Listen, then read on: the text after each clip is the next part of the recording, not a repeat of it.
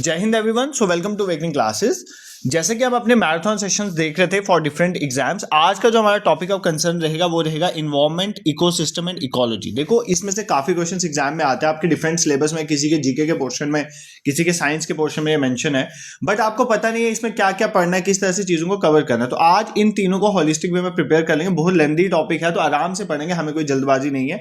Second, इसको छोड़ के आपका जो इस इन्वायरमेंट वाला इशू होता है उसमें आपका एक बायोडाइवर्सिटी रह जाएगा, और फिर डिफरेंट जो प्रोटोकॉल्स आए उनके बारे में पढ़ेंगे, और रिसेंट जो कॉप की मीटिंग वगैरह हुई है उसमें क्या आउटकम्स आए वो देखें, उसका एक सेशन आएगा। ठीक है, इन दो सेशंस के साथ आपका इन्वायरमेंट वाला कंपोनेंट कंप्लीट हो जाएगा। ठीक है, सो बिना टाइम वेस्ट कर डिस्कशन को स्टार्ट। देखो, ये पूरा टॉपिक ना समझने वाला है। इसमें डिफरेंट टर्म्स हैं, जैसे निश क्या होता है, हैबिटेट क्या होता है, इकोसिस्टम, इकोलॉजी, इन्वायरमेंट, इनमें थोड़ा थोड़ा डिफरेंस है। बट इकोक्लाइन क्या होता है, उसके बाद आपके ट्रॉफिक लेवल्स क्या होते हैं, फूड वेब, फूड चेन, उसके बाद फूड वेब में डिफरेंट तरह के इंटरेक्शंस हैं, जैसे एमिनलिज्म, कम्युनलिज्म, ये सब हमें देखना है किसका क्या होता है। फिर डिफरेंट पिरामिड्स हैं, और पिरामिड्स में हमने देखना है कौन सा पिरामिड अपराइट होता है, कौन सा इन्वर्टेड होता है। ऐसे क्वेश्चंस एग्जाम में पूछे जाते हैं। ठीक है, तो आराम से पढ़ेंगे, कोई जल्दबाजी नहीं है।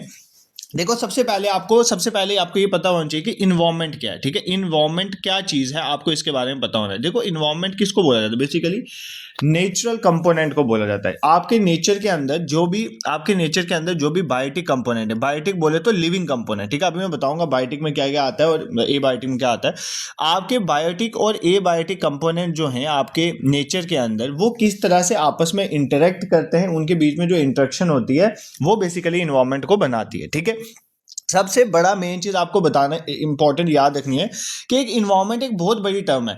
एक इन्वायरमेंट जो है उसमें लाइफ हो भी सकती है या नहीं भी हो सकती, ये पॉइंट आपको याद रखना है। ठीक है, मतलब एक इन्वायरमेंट में लाइफ जो है, जिंदगी हो भी सकती है और नहीं भी हो सकती है। ठीक है, ये दोनों का मिक्सचर इन्वायरमेंट बनता है। ठीक है, मतलब मान लो यहाँ पर सिर्फ फिजिकल इन्वायरमेंट अवेलेबल है, कोई ऑर्गेनिज्म नहीं है, तो मतलब वो वहां तो केस आ गया नॉट लाइफ वाला। तो इन्वायरमेंट में लाइफ हो भी सकती है और नहीं भी हो सकती है। ठीक है, यही आपको फर्क इकोसिस्टम से और हैबिटेट से अलग करेगा।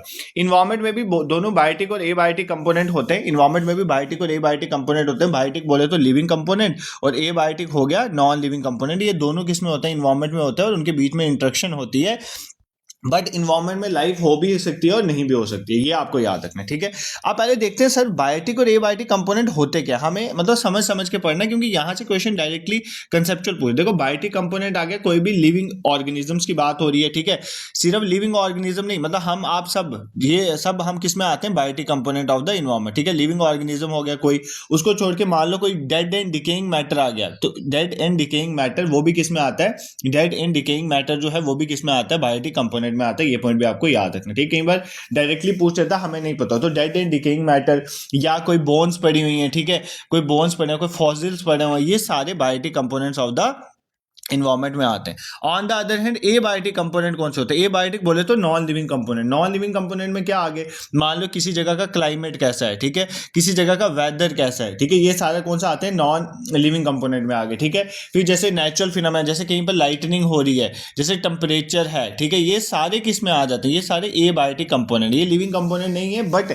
Abiotic component plays an important role कि वहां पर कौन सा ऑर्गेनिज्म रहेगा। मान लो टेम्परेचर कैसा है, उस वो वहां से डिसाइड होगा कि किस तरह का ऑर्गेनिज्म वहां पर रहेगा। मान लो अगर बहुत ठंडा क्लाइमेट तो वहां पे सांप नहीं रहेगा। ठीक है, तो इस तरह से डिसाइड होता है। तो इन्वायरमेंट क्या होता है, इन्वायरमेंट एक तरह का नेचुरल हमारा सिस्टम है जहां पर बायोटिक और एबायोटिक कंपोनेंट आपस में इंटरेक्ट करते हैं। बट इन्वायरमेंट की सबसे बड़ी बात है कि इन्वायरमेंट में जो है लाइफ हो भी सकती है और नहीं भी हो सकती है। बायोटिक सारे लिविंग आ जाते हैं, ठीक है, लिविंग ऑर्गेनिज्म वगैरह लिविंग कंपोनेंट आ जाते हैं, एबायोटिक जो है नॉन लिविंग कंपोनेंट आ जाता है। इतना तुम्हें इसमें कोई दिक्कत नहीं होनी चाहिए। ठीक है, फिर सर आपने एक टर्म पढ़ाई, अभी वर्ड यूज किया हैबिटेट। ठीक है, हैबिटेट क्या होता है, देखो हैबिटेट होता है किसी भी ऑर्गेनिज्म का एड्रेस। जैसे तुम्हारा एड्रेस, तुम्हारा एरिया है ना, मान लो तुम कैनाल रोड रहते हो, ठीक है, जम्मू में, तो मान लो वो तुम्हारा एड्रेस है जहां तुम रहते हो। तो हैबिटेट होता है किसी भी ऑर्गेनिज्म का address, address of an organism, कि एक ऑर्गेनिज्म जो है वो कहां पर रह रहा है। मान लो एक फिश है, अगर मैं फिश का हैबिटेट पूछूं तो फिश कहां पे रहती है, फिश एक इक्वेटिक हैबिटेट में रहती है। ठीक है, एक्वेटिक हैबिटेट में रहती है, तो ये इसका हैबिटेट है। ठीक है, तो हैबिटेट बेसिकली देखो, कोई भी एक ऑर्गेनिज्म होगा ना, वो एक हैबिटेट में रहना पसंद करेगा। ठीक है, हैबिटेट को हम ऐसे भी बोल सकते हैं preference of a species, preference of a species, किसी भी स्पीशीज का एक प्रेफरेंस वाला एरिया, मतलब जहां पर वो रहना चाहती है। तो एक स्पीशीज जहां पर रहना चाहती है वो उसका हैबिटेट है, ठीक है। और हैबिटेट में always life in it, habitat जहां भी होगा, मतलब अगर कोई एक ऑर्गेनिज्म कहीं पर रह रहा है तो वो वहीं पर रहेगा ना जहां पर लाइफ होगी। तो ऑलवेज लाइफ इन इट, यही इसको इन्वायरमेंट से अलग करती है। हैबिटेट इन्वायरमेंट के अंदर ही आता है। इन्वायरमेंट में लाइफ हो भी सकती है और नहीं भी हो सकती है, बट हैबिटेट में हमेशा लाइफ होगी, ये पॉइंट आपको याद है। तो हैबिटेट क्या बताता है, किसी भी ऑर्गेनिज्म का एड्रेस, वो कहां पर रह रहा है, वो उसका हैबिटेट बताता है, ठीक है। अब बहुत सारे हैबिटेट छोटी टर्म है ना, बहुत सारे हैबिटेट मिलकर आपस में एक इन्वायरमेंट बनाते हैं। और इन्वायरमेंट में मैंने आपको बताया लाइफ हो भी सकती है और नहीं भी हो सकती है। तो सिंपली अगर आपको पूछे हैबिटेट क्या होता है, हैबिटेट हमेशा एक एड्रेस होता है एक ऑर्गेनिज्म का, एक ऑर्गेनिज्म कहां पर रह रहा है, ठीक है। और एक्वाटिक, जैसे मैंने फिश का बताया एक्वाटिक हैबिटेट होता है, उसमें हमेशा लाइफ होती है। ये पॉइंट आपको याद रखना है, ठीक है। दिस इज क्लियर, कोई दिक्कत आपको यहाँ पर नहीं होती। इसका मतलब हैबिटेट छोटी टर्म है, तो इसका छोटी टर्म है, तो आपको अगर एग्जाम में ऐसा क्वेश्चन आए, ऑल हैबिटेट्स आर इन्वायरमेंट, ठीक है, सारे हैबिटेट्स जो है इन्वायरमेंट के अंदर आते हैं, ठीक है। तो ये स्टेटमेंट करेक्ट है, इसमें कोई दिक्कत नहीं है। बट अगर लिखे ऑल इन्वायरमेंट आर हैबिटेट्स, तो ये गलत है। सारे इन्वायरमेंट हैबिटेट नहीं हो सकते, क्योंकि इन्वायरमेंट एक बहुत बड़ी टर्म है, हैबिटेट उसके अंदर आता है। देयर आर सम इन्वायरमेंट जहां पे लाइफ भी नहीं होती है, बट वहां पर तो हैबिटेट नहीं ना पॉसिबल है, ठीक है। This is clear. तो हैबिटेट और इन्वायरमेंट का फर्क तो देखो इस चैप्टर में ना यही डिफरेंसेस सीखने, हैबिटेट क्या है, इकोसिस्टम क्या है, इन्वायरमेंट क्या है, इनके आपस में डिफरेंसेस आपको पता होना चाहिए। फिर हमारी थर्ड मेन टर्म जहां सबसे ज्यादा क्वेश्चन आते हैं, दैट इज इकोसिस्टम। देखो इकोसिस्टम क्या है, इकोसिस्टम जो है नेचर का फंक्शनल यूनिट है। देखो आपका इन्वायरमेंट भी एग्जिस्ट कर रहा है, बट इन्वायरमेंट जरूरी नहीं है इन्वायरमेंट में लाइफ हो, बट इकोसिस्टम जहां भी होगा उसमें लाइफ होगी। तो इकोसिस्टम जो है वो फंक्शनल यूनिट है किसका, नेचर का, ठीक है। मतलब हमारा नेचर किस तरह से फंक्शन कर रहा है, मतलब उसके ऑर्गेनिज्म जो है किस तरह से आपस में इंटरेक्ट कर रहे हैं और एबायोटिक कंपोनेंट के साथ भी किस तरह से इंटरेक्ट करें, वो सारा हमें इकोसिस्टम में देखने को पता चलता है, ठीक है। इकोसिस्टम क्या, फंक्शन यूनिट ऑफ नेचर, और इकोसिस्टम में भी ऑलवेज लाइफ एग्जिस्ट करती है, ठीक है। होता क्या, मैं आपको सिंपली बताता हूँ। डिफरेंट हैबिटेट्स जो है ना, मान लो एक हैबिटेट है, फिर दूसरा हैबिटेट है, ठीक है। एक ऑर्गेनिज्म का हैबिटेट है, दूसरा ऑर्गेनिज्म का हैबिटेट है। ये ऐसे डिफरेंट हैबिटेट जो हैं ये आपस में मिलते हैं और क्या बनाते हैं, हमारे पास इकोसिस्टम बनाते हैं। एक इकोसिस्टम में क्या होता है, मान लो इक्वेटिक इकोसिस्टम है। इक्वेटिक इकोसिस्टम में क्या हो रहा है, इक्वेटिक इकोसिस्टम में फिश हो गया, जू प्लैंक्टॉन्स हो गए, ठीक है, फाइटोप्लैंक्टॉन्स होंगे, ये सारे आपस में मिलकर रहते हैं। तो ये एक्वेटिक इकोसिस्टम है, ठीक है। उसमें ये सारे मिलकर आपस में रह रहे हैं। इकोसिस्टम का साइज बहुत बड़ा भी हो सकता है और बहुत छोटा भी हो सकता है, बट इकोसिस्टम का आपने एग्जैक्टली याद रखना है कि it is the functional unit of nature. जो नेचर है वो फंक्शन जो परफॉर्म करता है वो किस फॉर्म में करता है, इकोसिस्टम की फॉर्म में करता है। इसमें भी लिविंग ऑर्गेनिज्म जो होते हैं, लिविंग ऑर्गेनिज्म प्रोड्यूसर डिकम्पोजर सारे पढ़ेंगे, वो इंटरेक्ट करते हैं खुद के साथ और सराउंडिंग फिजिकल इन्वायरमेंट के साथ। तो मतलब इसमें एनर्जी का फ्लो होता है, न्यूट्रिएंट्स जो है एक दूसरे का फ्लो होता है, वो सारा जो फंक्शन है वो कहां पर होता है, इकोसिस्टम में होता है। कहां पर होता है, इकोसिस्टम में। इकोसिस्टम में बायोटिक और एबायोटिक कंपोनेंट आपस में जुड़े होते हैं, न्यूट्रिएंट साइक्लिंग। मतलब मान लो ना, जैसे नाइट्रोजन एक से दूसरे में जा रही है, फिर एनर्जी फ्लो हो रही है। मान लो हम प्लांट्स को खाते हैं तो एनर्जी उनसे हम में आ रही है, फिर हमें अगर कोई खाता है तो एनर्जी उसमें जा रही है, तो एनर्जी फ्लो हो रहा है, न्यूट्रिएंट साइक्लिंग हो रहा है। ये सारा भी कहां पर होता है, इकोसिस्टम में होता है। तो मेनली जो नेचर का फंक्शनल यूनिट है वो इकोसिस्टम है। This is clear. एक बार ना तीनों का डिफरेंस बता देता हूं, कंफ्यूजन खत्म हो जाएगी, फिर आगे बढ़ेंगे। देखो यार, आपको पहले कंसेप्ट समझाने में टाइम लगता है, आगे हम खींच लेंगे। देखो हमने तीन चीजें पढ़ी। सबसे पहले मैंने आपको पढ़ाया इन्वायरमेंट के बारे में, इन्वायरमेंट क्या होता है। दूसरा हमने पढ़ा हैबिटेट क्या होता है, और तीसरा हमने पढ़ा इकोसिस्टम क्या होता है, ठीक है। इकोसिस्टम क्या होता है, देखो इन तीनों में ये फर्क है कि जो आपका हैबिटेट है वो बताता है एक ऑर्गेनिज्म का एड्रेस, कि एक ऑर्गेनिज्म कहां पर रह रहा है, ठीक है, ऑर्गेनिज्म कहां पर रह रहा है, ये हमने देखा। इकोसिस्टम क्या है, फंक्शनल यूनिट ऑफ इन्वायरमेंट आप बोल सकते हो, फंक्शनल यूनिट ऑफ नेचर, ठीक है, वो किसको बोल सकते हो, इकोसिस्टम। इकोसिस्टम में ही क्या हो रहा है, डिफरेंट लिविंग ऑर्गेनिज्म आपस में इंटरेक्ट कर रहे हैं और फिजिकल इन्वायरमेंट के साथ भी इंटरेक्ट कर रहे हैं, न्यूट्रिएंट्स का फ्लो हो रहा है, एनर्जी फ्लो हो रहा है, ये सब चीजें कहां पर होती है, इकोसिस्टम। ये हैबिटेट और इकोसिस्टम किसके अंदर आते हैं, ये सारे इन्वायरमेंट के अंदर आते हैं। मतलब जितने भी इकोसिस्टम है वो इन्वायरमेंट है, बट सारे इन्वायरमेंट इकोसिस्टम नहीं हो सकते। क्यों, क्योंकि इन्वायरमेंट में लाइफ हो भी सकती है और नहीं भी हो सकती। ये पॉइंट आपको मेन याद रखना है। ये तीनों का डिफरेंस आई होप आपको समझ आए। अब हमने जो गाड़ी खींचनी है ना, वो खींचनी है इकोसिस्टम की तरफ, ठीक है। आपको इन्वायरमेंट का थोड़ा बहुत पता चल गया, इन्वायरमेंट का होता है। अब हमने इकोसिस्टम को डिफरेंट पार्ट्स में डिवाइड किया है और जहां से डायरेक्टली एग्जाम्स में क्वेश्चन आते हैं वो देखेंगे, ठीक है। तो सबसे पहले हम देखेंगे classification of ecosystem. Classification of ecosystem मतलब हम इकोसिस्टम को कितने पार्ट्स में डिवाइड करते हैं, ठीक है, क्लासिफिकेशन ऑफ इकोसिस्टम। तो यार ये सबसे इंपॉर्टेंट है। कई बार एग्जाम में कंफ्यूजन हो जाती है बच्चों को, आप टेरेस्ट्रियल वाले को डाल देते हो, नेचुरल को मैन मेड में डाल देते हो, ठीक है। देखो हमारे पास दो मेन तरह के इकोसिस्टम होते हैं। First one is natural ecosystem, ठीक है, नेचुरल इकोसिस्टम, और दूसरा आ गया मैन मेड इकोसिस्टम, ठीक है, मैन मेड या ह्यूमन मेड इकोसिस्टम, ठीक है। इकोसिस्टम आपको समझ आ गया ना, फंक्शन यूनिट ऑफ नेचर, ठीक है। अब नेचुरल इकोसिस्टम में हमारे पास क्या आ जाएंगे, एक तो आ जाएंगे टेरिस्ट्रियल, ठीक है, टेरिस्ट्रियल मतलब जमीन वाले, टेरिस्ट्रियल, ठीक है, वो आगे, और दूसरे नेचुरल में कौन से आ जाएंगे, इक्वेटिक, ठीक है, इक्वेटिक पानी वाले, ठीक है, इकोसिस्टम, दोनों तरह के इकोसिस्टम एग्जिस्ट करते हैं। टेरिस्ट्रियल में कौन कौन से आ जाएंगे, जैसे फॉरेस्ट इकोसिस्टम, ये टेरिस्ट्रियल में आ जाएगा, ये आपको पता होना चाहिए, टेबल याद कर लेना कौन सा किस में आता है। ग्रास लैंड इकोसिस्टम, ठीक है, ये मुश्किल नहीं है, आपको वैसे भी पता ही है, grass land ecosystem, desert ecosystem, ये सारे किस में आ गए, टेरिस्ट्रियल में।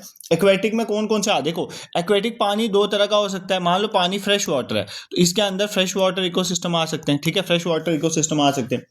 फ्रेश वाटर भी दो तरह में होता है, कैसे, मान लो चलता हुआ पानी, जैसे रिवर है, रिवर भी फ्रेश वाटर हो सकते हैं, तो रनिंग इकोसिस्टम एक आ सकता है।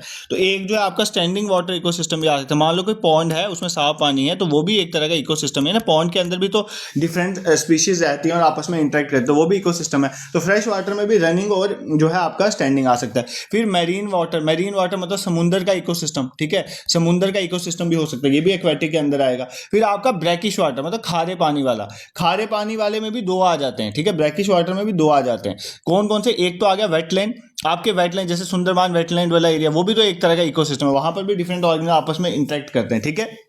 और दूसरा आपके एस्चुरीज जो आ गई, तो ये भी क्या है, एक तरह का इकोसिस्टम है, ठीक है। तो आपको इस तरह से पता होने चाहिए, यहाँ पे पूछ सकता है कि ये कौन सा इकोसिस्टम है, तो नेचुरल के अंदर आएगा। फिर मैन मेड इकोसिस्टम में आपके बहुत सारे, जैसे आपने कोई गार्डन लगाया तो वहां पर भी तो इकोसिस्टम है, डिफरेंट प्लांट्स और एनिमल स्पीशीज जो है वो इंटरेक्ट करेंगे। फिर मान लो आपकी कोई क्रॉप लैंड है, ठीक है, मान लो आपने कहीं पर मक्की उगाई हुई है, कनक उगाई हुई है, तो वो भी एक तरह का मैन मेड इकोसिस्टम ही है, ठीक है। फिर कोई एक्वेरियम है तो वहां पर भी फिशेज उगाई जा रही है, तो वो भी एक तरह का इकोसिस्टम है, ठीक है। फिर डैम्स के पीछे जो पानी रुकता है वहां पर भी एक तरह का इकोसिस्टम, और भी बहुत सारे मैन मेड इकोसिस्टम आप देख सकते हो, ठीक है। These are the main classification of ecosystem. In ecosystem we have natural ecosystem. Natural में टेरिस्ट्रियल भी हो सकते हैं और एक्वेटिक भी हो सकते हैं। टेरिस्ट्रियल में फॉरेस्ट, ग्रासलैंड, डेजर्ट आ जाएंगे। एक्वेटिक में fresh water, marine, brackish water में वेटलैंड, एस्ट्रीज, फ्रेश वाटर में रनिंग भी हो सकता है और स्टैंडिंग भी। मैन मेड इकोसिस्टम में गार्डन, क्रॉपलैंड, एक्वेरियम, ठीक है, डैम्स, ये सब किस में आ जाते हैं, मैन मेड इकोसिस्टम में। तुम्हें इस चीज में कोई दिक्कत नहीं होनी चाहिए, ठीक है। Cropland, crop field directly exam में पूछता है, क्या वो इकोसिस्टम का पार्ट है, तो बिल्कुल है, crop field is an ecosystem, ठीक है, वो भी एक इकोसिस्टम है।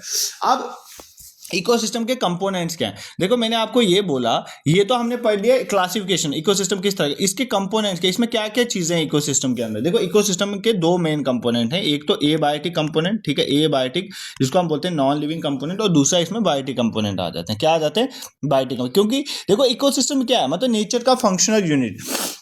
नेचर कैसे फंक्शन करेगा, इसमें लिविंग थिंग्स हैं, नॉन लिविंग थिंग्स हैं, आपस में इंटरेक्ट करती हैं, आपस में इंटरेक्ट करने के बाद एनर्जी का फ्लो होता है, न्यूट्रिएंट्स का फ्लो होता है, वही तो इकोसिस्टम, तो वही तो इसके कंपोनेंट में आएंगे। तो आपको एबायोटिक और बायोटिक कंपोनेंट पता होना चाहिए कौन से। एबायोटिक में कौन कौन से आगे, इसमें कुछ फिजिकल कंपोनेंट आ जाते हैं, कौन से कंपोनेंट आ जाते हैं, फिजिकल, कुछ इनऑर्गेनिक सबस्टांसेस आ जाते हैं, इनऑर्गेनिक सबस्टांसेस आ जाते हैं, ठीक है, और तीसरा कुछ ऑर्गेनिक सबस्टांसेस भी एबायोटिक में आ जाते हैं, ठीक है, ऑर्गेनिक भी आ जाते हैं। मान लो जैसे फिजिकल में, जैसे कहीं का टेम्परेचर कैसा है, तो ये भी एबायोटिक कंपोनेंट है, ठीक है। फिर ह्यूमिडिटी क्या है, वहां पर नमी कैसी है, ये भी एबायोटिक कंपोनेंट में आ जाता है। फिर वहां पे रोशनी है कि नहीं है, ये भी किस में आ जाता है, एबायोटिक कंपोनेंट में। और इनऑर्गेनिक में मतलब मान लो जैसे वाटर है कि नहीं वहां पर, ठीक है, ऑक्सीजन है कि नहीं वहां पर, ये सारे किस में आ जाते हैं, इनऑर्गेनिक, कार्बन डाइऑक्साइड है नहीं वहां पर, ये एबायोटिक कंपोनेंट। ऑर्गेनिक में क्या आ जाते हैं, प्रोटीन्स, क्या आ जाते हैं, प्रोटीन्स, कार्ब्स, कार्बोहाइड्रेट, ये ऑर्गेनिक चीजें हैं ना, बट ये किस में आते हैं, एबायोटिक में, ये आपको याद रखना है, ठीक है। लिपिड्स हो गया, ठीक है, लिपिड्स हो गया, प्रोटीन्स, ये सारे किस में आ गए, एबायोटिक। बायोटिक में कौन कौन से आ गए, बायोटिक लिविंग कंपोनेंट, हम लोग जैसे मान लो प्रोड्यूसर जो खाना बना रहे हैं वो भी किस में आ जाएंगे, बायोटिक में। कंज्यूमर्स जो खाना को खा रहे हैं, ठीक है, उनको, वो भी किस में आ जाएंगे, बायोटिक में। फिर डिकम्पोजर्स, इनके बारे में हम अच्छे से इन डेप्थ पढ़ेंगे, डिकम्पोजर, ये भी किस में आ गए, बायोटिक में, ठीक है। दिस इज क्लियर, कोई दिक्कत तुम्हें नहीं होनी चाहिए। भाई ये क्यों पढ़ा रहा हूं, एग्जाम में पूछ लेगा कार्बोहाइड्रेट्स क्या कंपोनेंट है इकोसिस्टम को, तो बिल्कुल है। कौन सा कंपोनेंट है, बायोटिक है एबायोटिक, तुम ना उधर पागल हो जाओगे, तुम्हें याद ही नहीं आएगा कार्बोहाइड्रेट क्या है। तो इसलिए बोल रहा हूं एबायोटिक के अंदर फिजिकल कंपोनेंट्स भी हैं, इनऑर्गेनिक भी हैं, ऑर्गेनिक भी हैं। फिजिकल में टेम्परेचर, ह्यूमिडिटी, लाइट, ये सब आएगा, और इनऑर्गेनिक में water, oxygen, carbon dioxide. Organic मतलब लिविंग काइंड ऑफ थोड़ा, ठीक है, ऑर्गेनिक मतलब उसमें प्रोटीन, कार्बोहाइड्रेट, लिपिड। और बायोटिक में लिविंग में हमारे प्रोड्यूसर्स आ जाएंगे, कंज्यूमर्स, फिर डिकम्पोजर्स जो डिकम्पोज करते हैं, ये सारे आ जाते हैं, ठीक है। अब देखो एबायोटिक कंपोनेंट का बहुत इंपॉर्टेंट रोल है। एबायोटिक क्या कंपोनेंट क्या करते हैं एक इन्वायरमेंट में, एबायोटिक कंपोनेंट क्या करते हैं वैसे। देखो मान लो कोई एक एनिमल स्पीशीज है, ठीक है, कोई एक एनिमल स्पीशीज है, वो किस एरिया में रहेगी, वो क्या कौन डिसाइड करे, एबायोटिक कंपोनेंट डिसाइड करेंगे। वहां का टेम्परेचर कैसा है, अगर टेम्परेचर बहुत ज्यादा होगा तो वहां पर भी नहीं कोई रहेगा, टेम्परेचर बहुत कम होगा तो वहां पर भी नहीं कोई रहेगा, ठीक है। जैसे मान लो पोलर बियर्स हैं, वो टेम्परेचर ही तो डिसाइड कर रहा है, वो ठंडे एरिया में रह सकते हैं, कम टेम्परेचर में रह सकते हैं, बट अगर पोलर एरिया को ट्रॉपिकल एरिया में खड़ा कर दो वो नहीं रह सकता, ठीक है। तो मतलब टेम्परेचर डिसाइड करे ना ये चीज। इसी तरह सॉइल भी तो डिसाइड करता है, सॉइल भी तो डिसाइड कहता है सॉइल, इनको बोलते हैं लिमिटिंग फैक्टर। क्या बोलते हैं, लिमिट। एबायोटिक कंपोनेंट जो होते हैं ना, ये वर्ड याद करो, लिमिटिंग फैक्टर, मतलब ये लिमिट कर देते हैं कि कौन सा बायोटिक कंपोनेंट वहां पर पाया जाएगा, कौन सा बायोटिक कंपोनेंट नहीं पाया जाएगा। जैसे मान लो एग्जांपल के तौर पे बताता हूं, जैसे मान लो जो हमारा ट्रॉपिकल रेन फॉरेस्ट वाला एरिया, ठीक है, वहां पर अगर आप एक सीड लोगे ना, उसको जर्मिनेट होने में बहुत टाइम लग जाता है। क्यों? क्योंकि उस साइल में जो है न्यूट्रिएंट बहुत कम है। क्यों? क्योंकि बारिशें बहुत ज्यादा होती है, न्यूट्रिएंट्स बह जाते हैं। तो ये एक लिमिटिंग फैक्टर है ना वहां पर। मान लो कुछ ऐसे एरिया हैं जहां पे बारिशें बहुत कम होती है, तो वहां पर रेनफॉल लिमिटिंग फैक्टर है, वहां पर रेनफॉल कम होने की वजह से ग्रोथ नहीं हो रही है। कुछ ऐसे मतलब पानी की बात करें तो सैलिनिटी होता है पानी में नमक कितना है, ठीक है। अब कुछ ऐसे ऑर्गेनिज्म है जो वाइड रेंज ऑफ साल्ट को जो है वो टॉलरेट कर सकते हैं। वाइड रेंज ऑफ साल्ट, अगर उसमें बहुत ज्यादा साल्ट पाया गया किसी पानी में, वो उसको टॉलरेट कर सकते हैं, जिनको हम यूरी हैलीन कहते हैं। तो अगर जहां पर बहुत ज्यादा है, जहां पे सैलिनिटी ज्यादा होगी, वहां पर वो ऑर्गेनिज्म पाए जाएंगे जो यूरी हैलीन है, जो ज्यादा जो है साल की प्रेजेंस को टॉलरेट कर सकते हैं। बट कुछ ऐसे होंगे जो नैरो रेंज ऑफ, जो कम रेंज ऑफ सॉल्ट को टॉलरेट कर सकते होंगे, तो वो नहीं पाए जाएंगे। वो जो होंगे वो उनको क्या बोलते हैं, स्टीनोहेलिन। क्या बोलते हैं? स्टीनोहेलिन। तो वो उस एरिया में पाए जाएंगे जहां पर पानी में साल्ट की कमी होगी, साल्ट कम पाया जाएगा। तो इस तरह से मैं आपको ये बता रहा हूँ कि जो भी एबायोटिक फैक्टर्स होते हैं ना, वो लिमिटिंग फैक्टर्स होते हैं, वो डिसाइड करते हैं कि किस जगह पे कौन सा बायोटिक कंपोनेंट पाया जाएगा या कौन सा बायोटिक कंपोनेंट नहीं पाया जाएगा। तो ये आपको पता होना चाहिए, ठीक है। तो पहले तो हमने एबायोटिक कंपोनेंट, जैसे लाइट हो गया, बर्फ है कहीं पर नहीं है, टेम्परेचर हो गया, नाइट्रोजन है कि नहीं अवेलेबल, ये सब चीजें क्या एबायोटिक कंपोनेंट है, मैंने बता दिया आपको। और ये डिसाइड करते हैं लिमिटिंग फैक्टर के किसी एरिया में कौन सा कंपोनेंट पाया जाता है या कौन सा नहीं पाया जाता, ठीक है। अब एक चीज मुझे याद आ रही है, आप भूल ना जाओ। देखो हमारा जो सॉइल है ना, सॉइल, अब कई बार एग्जाम में क्वेश्चन आता है कि सॉइल बायोटिक है या एबायोटिक। देखो सॉइल जो है वो बायोटिक प्लस एबायोटिक है। एक सॉइल के अंदर बायोटिक ऑर्गेनिज्म भी पाए जाते हैं और एबायोटिक कंपोनेंट भी पाए जाते हैं, ठीक है। एबायोटिक कंपोनेंट भी पाए जाते हैं। तो सॉइल जो है biotic as well as abiotic है, ठीक है। ये हो गया क्लियर। एबायोटिक कंपोनेंट मैंने आपको समझा दिए, उसका मैप भी देख लिया हमने, डायग्राम भी देख लिया। अब बायोटिक कंपोनेंट पे मूव करते हैं। बायोटिक मतलब लिविंग कंपोनेंट, जिनका मैंने आपको ऑलरेडी बता दिया। इसमें क्या आगे, सबसे पहले आगे प्रोड्यूसर। एक होते हैं प्राइमरी प्रोड्यूसर। क्या होते हैं? Primary producer. ध्यान से समझो, प्राइमरी प्रोड्यूसर में कौन से आगे, ऑटोट्रॉफ्स आगे, कीमो ऑटोट्रॉफ्स आगे, वो हमने देखे थे कल भी, ठीक है, एक सेशन में हम ऑलरेडी देख चुके हैं। जैसे प्राइमरी प्रोड्यूसर में ऑटोट्रॉफ, प्राइमरी प्रोड्यूसर वो होते हैं जो सेल्फ नरिशमेंट होते हैं, मतलब खुद अपना खाना खुद बनाते हैं, ठीक है। इसमें क्या आ जाता है, इसमें ग्रीन प्लांट आ जाते हैं, क्योंकि ग्रीन प्लांट में क्लोरोफिल है। वो कल लाइफ प्रोसेस वाला सेशन देखो, उसमें क्लियर हो जाएगा, ठीक है। फिर हमारा इसको छोड़ के ब्लू ग्रीन एल्गी भी है, वो अपना खाना खुद बनाती है, ब्लू ग्रीन एल्गी, ठीक है। इसको साइनोबैक्टीरिया भी कहते हैं। क्या कहते हैं? साइनोबैक्टीरिया। तो ये भी आप याद रखोगे, ठीक है। This is clear. तो प्राइमरी प्रोड्यूसर ये वाले आगे। जैसे अब अगर मान लो मैरीन इकोसिस्टम है, मैरीन इकोसिस्टम में कौन खाना बनाता है, ठीक है, वहां पर तो क्या पाया जाता है, उधर होता है फोटोप्लैंक्टॉन्स। क्या होते हैं? फोटोप्लैंक्टॉन्स जिसे कहते हैं, फोटोप्लैंक्टॉन्स, ये खाना बनाते हैं, ठीक है। तो ये प्रोड्यूसर्स हैं वहां पर। तो ये आपको पता होना चाहिए बायोटिक कंपोनेंट में। जो अगर पेपर में आ जाए कि प्लैंक्टॉन्स क्या है, तो वो बायोटिक कंपोनेंट में प्राइमरी प्रोड्यूसर्स हैं, वो खाना बनाते हैं, ठीक है। फिर उसके बाद मैंने आपको बोला, इसके बाद आ जाते हैं कंज्यूमर्स जैसे हम लोग जो इनके ऊपर डिपेंड्स हैं। कंज्यूमर वो होते हैं जो प्रोड्यूसर्स पे डिपेंड है, ठीक है। अब इसमें भी दो तरह के कंज्यूमर्स आ जाते हैं। एक आ जाते हैं मैक्रो कंज्यूमर, मतलब बड़े लेवल पे कंज्यूमर। एक आते हैं माइक्रो कंज्यूमर, छोटे लेवल पे कंज्यूमर, ठीक है। मैक्रो कंज्यूमर्स में कौन कौन आ जाता है? जैसे हर्बीवोर्स कौन से होते हैं? जो किसको खाते हैं? प्लांट्स को खाते हैं, तो इनको बोलते हैं प्लांट कंज्यूमर, ठीक है। उसके बाद आगे सेकेंडरी कंज्यूमर मतलब जो हर्बीवोर को खाते हैं। हर्बीवोर को कौन खा लेगा? मतलब वॉल्व्स खा लेगा, डॉग खा लेगा, ठीक है। ये आगे सेकेंडरी कंज्यूमर। फिर आ जाते हैं कार्निवोर, ये इनके भी ऊपर टॉप कंज्यूमर जिसे कहते हैं, मतलब जैसे शेर वगैरह हो गया, वो इन दोनों को खा सकता है।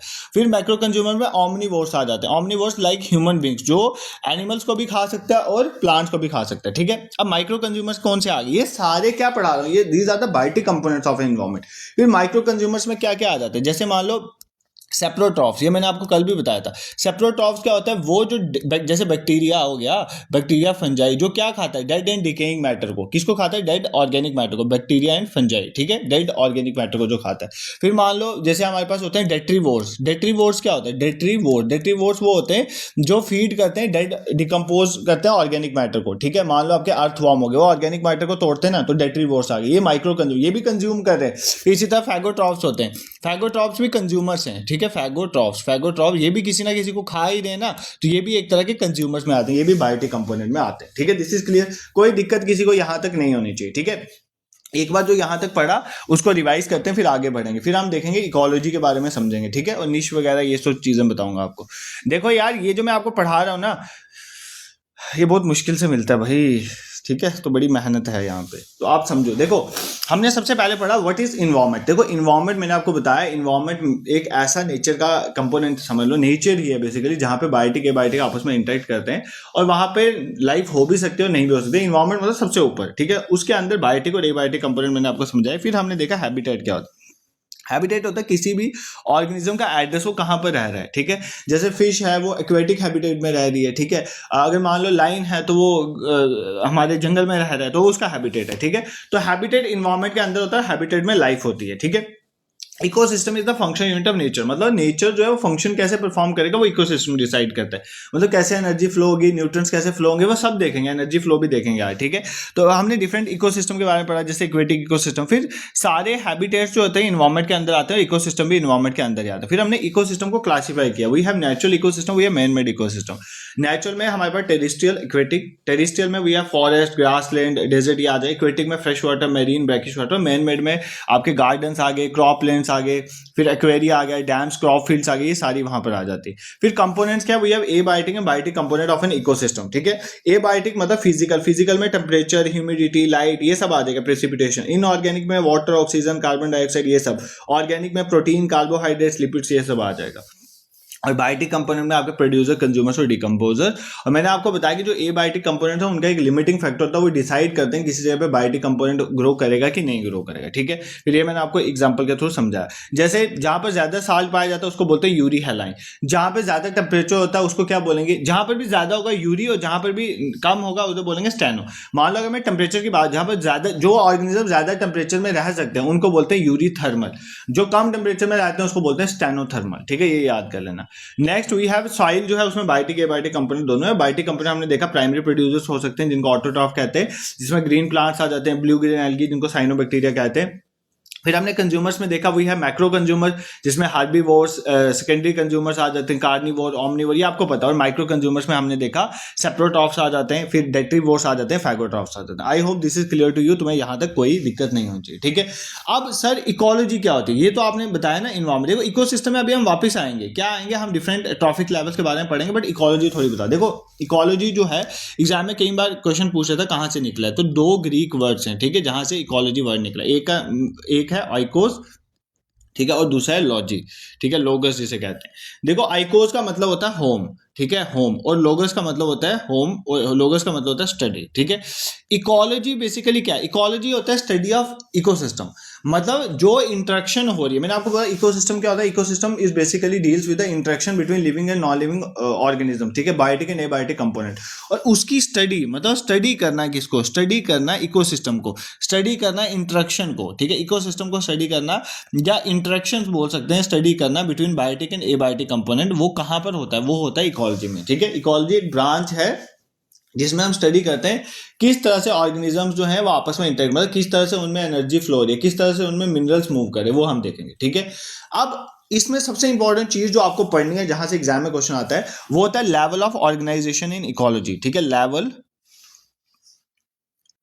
ऑफ ऑर्गेनाइजेशन इन इकोलॉजी, ठीक है, ऑर्गेनाइजेशन इन इकोलॉजी मतलब इकोलॉजी में कैसे चलती हैं चीजें। देखो सिंपली समझो, बेसिक से पढ़ाऊंगा। देखो मान लो आपने बचपन में पढ़ा होगा, सबसे हमारा होता है एटम्स, ठीक है, एटम से बनते हैं मॉलिक्यूल्स, ठीक है, मॉलिक्यूल से बनते हैं हमारे पास प्रोटोप्लाज्म, प्रोटोप्लाज्म से बनता है सेल, ठीक है, प्रोटोप्लाज्म से बनता है सेल। ध्यान से सुनना, ये पढ़ा हुआ आपने। सेल से बनता है टिश्यू, ठीक है, टिश्यू से बनता है हमारे पास ऑर्गन, क्या बनता है, ऑर्गन, और ऑर्गन से बनता है ऑर्गेनिज्म, ठीक है, ये तो आपने बायो में पढ़ा हुआ है ना। अब इस ऑर्गेनिज्म के बाद क्या क्या होता है, ठीक है, ये सारा हम पढ़ेंगे इकोलॉजी में। ठीक है, मान लो वी हैव ऑर्गेनिज्म। सबसे यहाँ पे सबसे छोटी बात कहाँ से शुरू होती है? ऑर्गेनिज्म से। ऑर्गेनिज्म क्या होता है? सबसे पहले तो ये बताओ ऑर्गेनिज्म क्या चीज होती है? ऑर्गेनिज्म मतलब एक इंडिविजुअल लिविंग बीइंग जो फंक्शन कर सके इंडिपेंडेंटली। ठीक है, फंक्शन मतलब जैसे मैं हूं, मैं इंडिपेंडेंटली फंक्शन कर सकता हूं। ठीक है, तो मैं मतलब मैं किसी पे डिपेंड नहीं हूं फंक्शन करने के लिए, तो मैं एक ऑर्गेनिज्म हूं। तो मतलब समझ लो कोई भी एक individual living being that functions independently. ठीक है, जो खुद अपने आप में इंडिपेंडेंटली फंक्शन कर सके, तो वो क्या होता है? एक ऑर्गेनिज्म। और बेसिकली आपकी इकोलॉजी की स्टडी यहीं से शुरू होती है, ऑर्गेनिज्म से। ठीक है, ऑर्गेनिज्म के बाद हमारे पास क्या बनती है? हमारे पास बनती है ऑर्गेनिज्म से बनती है पॉपुलेशन। अब पॉपुलेशन क्या होता है? पॉपुलेशन में क्या होता है? पॉपुलेशन होता है कि सेम स्पीशीज, क्या पॉपुलेशन होता है? एक बेसिकली हम बात कर सकते हैं एक इंटरब्रीडिंग ऑर्गेनिजम्स की कम्युनिटी। मतलब कहने का मतलब सेम स्पीशीज वाले लोग हम बोल सकते हैं। ठीक है, सेम स्पीशीज वाले लोग। मान लो जैसे ऑर्गेनिज्म, एक ऑर्गेनिज्म हो गया लाइन। ठीक है, एक ऑर्गेनिज्म की बात करो, एक लाइन। अगर मैं सारे लाइन्स की बात कर लूं, ठीक है, सारे टाइगर्स की बात करूं, तो ये सारे क्या बनाते हैं? पॉपुलेशन आता है मतलब सेम स्पीशीज वाले। सेम स्पीशीज मतलब जो खुद में इंटरब्रीड कर पाए। अब एक लाइन और एक ह्यूमन बीइंग थोड़ी इंटरब्रीड करेगा, तो वो दोनों एक पॉपुलेशन में नहीं आए। पॉपुलेशन में आ जाता है कि जहां पर ध्यान सुनो, पॉपुलेशन में आ जाता है कि जो वो ऑर्गेनिजम्स जो आपस में इंटरब्रीड कर पाए, वो क्या बना देते हैं? पॉपुलेशन। ठीक है, फिर पॉपुलेशन से ऊपर हमारे पास क्या आ जाता है? पॉपुलेशन से ऊपर आ जाते हैं कम्युनिटी। देखो बेसिकली हम कैसे कम्युनिटी को डिफाइन करते हैं? कम्युनिटीज को हम डिफाइन करते हैं basically on the basis of dominant plant form. क्या? डोमिनेंट प्लांट फॉर्म, मतलब वहां पर कौन सी ज्यादा प्लांट फॉर्म पाई जाती है, कौन से ज्यादा वहां पे प्लांट पाए जाते हैं। जैसे फॉर एग्जांपल मैं बोल लेता हूँ ग्रासलैंड कम्युनिटी। देखो ग्रासलैंड कम्युनिटी में जो है वहां पर शेर भी रह रहा है, वहां पे गोट भी रह रही है, सब कुछ रह रहा है। बट ग्रासलैंड कम्युनिटी में इसलिए बोल रहा हूँ क्योंकि यहाँ पर मेनली जो प्लांट स्पीशीज पाई जाती है वो ग्रासेस पाए जाते हैं। ठीक है, तो कम्युनिटी इस बेसिस में डिसाइड होती है कि डोमिनेंट प्लांट वहां पर कौन सा है। ठीक है, उसके बेसिस में देखो सबसे पहले हम, ये इंपॉर्टेंट है, ये पूरा टेबल आपको सीक्वेंस में याद रखना। सबसे नीचे आते हैं ऑर्गेनिज्म मतलब एक सिंगल लिविंग बीइंग जो इंडिपेंडेंटली फंक्शन कर सके। फिर बनाता है पॉपुलेशन मतलब इंटरब्रीडिंग करने वाले ऑर्गेनिजम्स, सेम स्पीशीज वाले। फिर बनता है कम्युनिटी। ठीक है, कम्युनिटी क्या होती है? कम्युनिटी को हम डिफाइन करते हैं कि वहां पर सबसे ज्यादा प्लांट स्पीशीज कौन सी पाई जाती है। मान लो कहीं ग्रासेस ज्यादा पाए तो वो ग्रासलैंड कम्युनिटी। अब वहां पे शेर भी रह सकता है, वहां पे टाइगर भी रह सकता है, वहां पे पीकॉक भी रह सकता है, ये सारे रह सकते हैं, तो सारे कम्युनिटी में आ गए। ठीक है, अब कम्युनिटी से ऊपर आ जाता है इकोसिस्टम। क्या आ जाता है? इकोसिस्टम। यही चीजें आपको पढ़नी है। कम्युनिटी से ऊपर आ जाता है इकोसिस्टम। ठीक है, इकोसिस्टम के बारे में हम ऑलरेडी पढ़ चुके हैं। इकोसिस्टम क्या होता है? मतलब हैबिटेट्स ऑफ वेरियस स्पीशीज, मतलब बहुत सारी स्पीशीज के हैबिटेट्स को हम कलेक्ट करें तो वो क्या बनाता है? इकोसिस्टम बनाता है। या हम ऐसे बोलें या बोलें function unit of basically nature, वो क्या? इकोसिस्टम। फिर इकोसिस्टम के ऊपर आ जाते हैं हमारे पास बायोम। क्या आ जाते हैं? बायोम। ठीक है, ये आपको सीक्वेंस याद रखना है। बायोम क्या होता है? देखो बायोम बेसिकली हम क्लाइमेट के बेसिस में डिवाइड करते हैं। मान लो ट्रॉपिकल क्लाइमेट में, ठीक है, ट्रॉपिकल क्लाइमेट जो है एक बायोम हो जाएगा। ट्रॉपिकल क्लाइमेट में पाने वाले, ठीक है, एक बायोम हो जाएगा। बायोम बेसिकली हम क्लाइमेट के बेसिस में मेनली डिसाइड करते हैं। मान लो वो ट्रॉपिकल एरिया में इंडिया के रहें, वो अफ्रीका के रहें, किसी भी कॉन्टिनेंट के जो ट्रॉपिकल एरिया में पाए जाएंगे ना, आप देखो वो ऑर्गेनिज्म ऑलमोस्ट एक तरह के ऑर्गेनिज्म वहां पर पाए जाते हैं। तो बायोम बेसिकली क्लाइमेट, वो इकोसिस्टम से ऊपर चल जाता है। ठीक है, और बायोम से ऊपर फिर सबसे बड़ा क्या आ जाता है? बायोस्फीयर। तो बायोस्फीयर से ऊपर हमारी अर्थ आ जाती है। तो बायोस्फीयर तक की हम स्टडी कहां पर करते हैं? फिर आ जाती है अर्थ। अब बायोस्फीयर क्या होता है? देखो कुछ ऐसे ऑर्गेनिजम्स हैं जो जमीन में रहते हैं, मतलब लिथोस्फीयर में। ठीक है, लिथोस्फीयर में रहते हैं। कुछ ऐसे ऑर्गेनिज्म हैं जो पानी में रहते हैं, ठीक है, हाइड्रोस्फीयर में रहते हैं। कुछ ऐसे ऑर्गेनिजम्स हैं जो एटमॉस्फेयर में रहते हैं। देखो हाइड्रोस्फीयर, एटमॉस्फेयर मतलब हवा, पानी और जमीन का वो पोर्शन जहां पर लाइफ एग्जिस्ट करती है, उसको क्या बोलते हैं? बायोस्फीयर। और ये सबसे बड़ा कंपोनेंट होता है, ठीक है, नेचर का। उसके बाद हमारी अर्थ आ जाती है। तो ये बेसिकली लेवल ऑफ ऑर्गेनाइजेशन आपको सीक्वेंस में याद रखना। सबसे नीचे हमारी कहानी शुरू होती है ऑर्गेनिज्म क्या होता है? एक इंडिविजुअल लिविंग बीइंग जो खुद आपस में अपने आप में फंक्शन इंडिपेंडेंटली कर पाए, वो ऑर्गेनिज्म होता है। ये ऑर्गेनिज्म जब सेम स्पीशीज का ऑर्गेनिज्म जो आपस में इंटरब्रीड कर सकते हैं, वो पॉपुलेशन बनाते हैं। कम्युनिटी भी ऑर्गेनिजम्स को ही बताती है, बट हम उसको कैसे एक्सप्लेन करते हैं कि मान लो कोई जहां पर ज्यादा डोमिनेंट प्लांट स्पीशीज, उसके नाम पे उस कम्युनिटी का नाम रख रहे हैं। कम्युनिटी में भी हम एनिमल स्पीशीज की, ऑर्गेनिजम्स की बात कर रहे होते हैं। ठीक है, तो मान लो जैसे ग्रासलैंड कम्युनिटी, वहां पर जो है गोट भी पाई जाएगी, पीकॉक भी पाया जाएगा, लाइन भी, टाइगर भी। ठीक है, उसके ऊपर इकोसिस्टम आ जाए जिसके बारे में हम ऑलरेडी पढ़ चुके हैं। फिर बायोम्स आ जाता है। बायोम्स बहुत बड़े एरियाज होते हैं। मान लो ट्रॉपिकल एक बायोम है, ठीक है, टेम्परेट एक बायोम है, ठीक है। जैसे टेम्परेट एरियाज में जो मेनली पाए जाएंगे वो एक बायोम है। जैसे टाइगा फॉरेस्ट है वो टेम्परेट रीजन्स के ऊपर पाए जाते हैं, तो वो अपने आप में एक बायोम है, ठीक। क्यों? क्योंकि टाइगा फॉरेस्ट जहां पर भी पाए जाएंगे वो टेम्परेट रीजन्स के ऊपर पाए जाएंगे। अब टेम्परेट रीजन्स तो खाली एक कॉन्टिनेंट में थोड़ी होगा, वो डिफरेंट कॉन्टिनेंट में हो सकता है। उससे ऊपर जो आ जाता है वो हमारा बायोस्फीयर आ जाता है। बायोस्फीयर मतलब हमारे एटमॉस्फेयर, लिथोस्फीयर, हाइड्रोस्फीयर का वो पोर्शन जहां पर लाइफ एग्जिस्ट करती है, वो बायोस्फीयर, उसके ऊपर हमारी अर्थ आ जाती है, ठीक है। This is clear. फिर आप आगे चल जाओ, सोलर सिस्टम, गैलेक्सी, यूनिवर्स, वहां पे हमें नहीं जाना है, हमें मेन यहाँ पर इकोलॉजी के करस्पॉन्डिंग चीजों को पढ़ना है, ठीक है। किसी को कोई दिक्कत यहां तक नहीं होनी चाहिए। अब एक दो टर्म है जिनके हम इकोलॉजी में स्टडी करते हैं और एग्जाम्स में कई बार उन पे क्वेश्चन पूछ लिया जाता है। एक सबसे पहले इकोलॉजिकल निश। इकोलॉजिकल निश, या आप सिंपली बोलो निश क्या होते हैं, NICHE, निश क्या होता है। देखो निश बेसिकली क्या बताता है, निश बताता है कि कोई भी आपका ऑर्गेनिज्म है वो जहां पर रह रहा है उसका लाइफस्टाइल क्या है, लाइफस्टाइल, और उसका बेसिकली प्रोफेशन क्या है, मतलब वो क्या खा रहा है, ठीक है, वो क्या खा रहा है, वो कहां पर रह रहा है, वो कैसे रिप्रोड्यूस कर रहा है। जैसे वो जहां पर रह रहा है तो उसको बोलेंगे हैबिटेट निश, हैबिटेट निश, ठीक है। और जो मान लो वो खा रहा है तो उसको बोलेंगे फूड निश, उसको क्या खाना पसंद है, वो क्या खा रहा है, फूड निश, ठीक है। मतलब मान लो जैसे जैसे एक इंसान की स्टडी करो ना कि भाई इसको क्या पसंद है, इसकी पर्सनैलिटी क्या है, काइंड ऑफ, तो वो एक ऑर्गेनिज्म है, उसकी निश होती है कि उसका लाइफस्टाइल कैसा, वो क्या खाता है, कैसे रिप्रोड्यूस करता है, कब रिप्रोड्यूस करता है, ठीक है, वो टेम्परेचर के साथ कैसे बिहेव करता है। ये वो निश का कंसेप्ट हमारे लिए पढ़ना इसीलिए जरूरी होता है क्योंकि अगर हमें किसी ऑर्गेनिज्म को कंजर्व करना है तो हम उसको देखो मान लो अगर तुम्हें किसी के साथ अपनी दोस्ती बढ़ानी है, ठीक है, तो भाई पहले तो आप देखोगे ना मतलब वो बंदा कैसा है, ठीक है। अगर तुम्हारे बिल्कुल एंटी अपोजिट बंदा है तो तुम्हारी उसके ज्यादा तो वैसे भी नहीं बनेगी, ठीक है। पहले तुम देखोगे उसकी पर्सनैलिटी कैसे, क्या उसकी पर्सनैलिटी मेरी पर्सनैलिटी का सूट कर रही है तो गुड।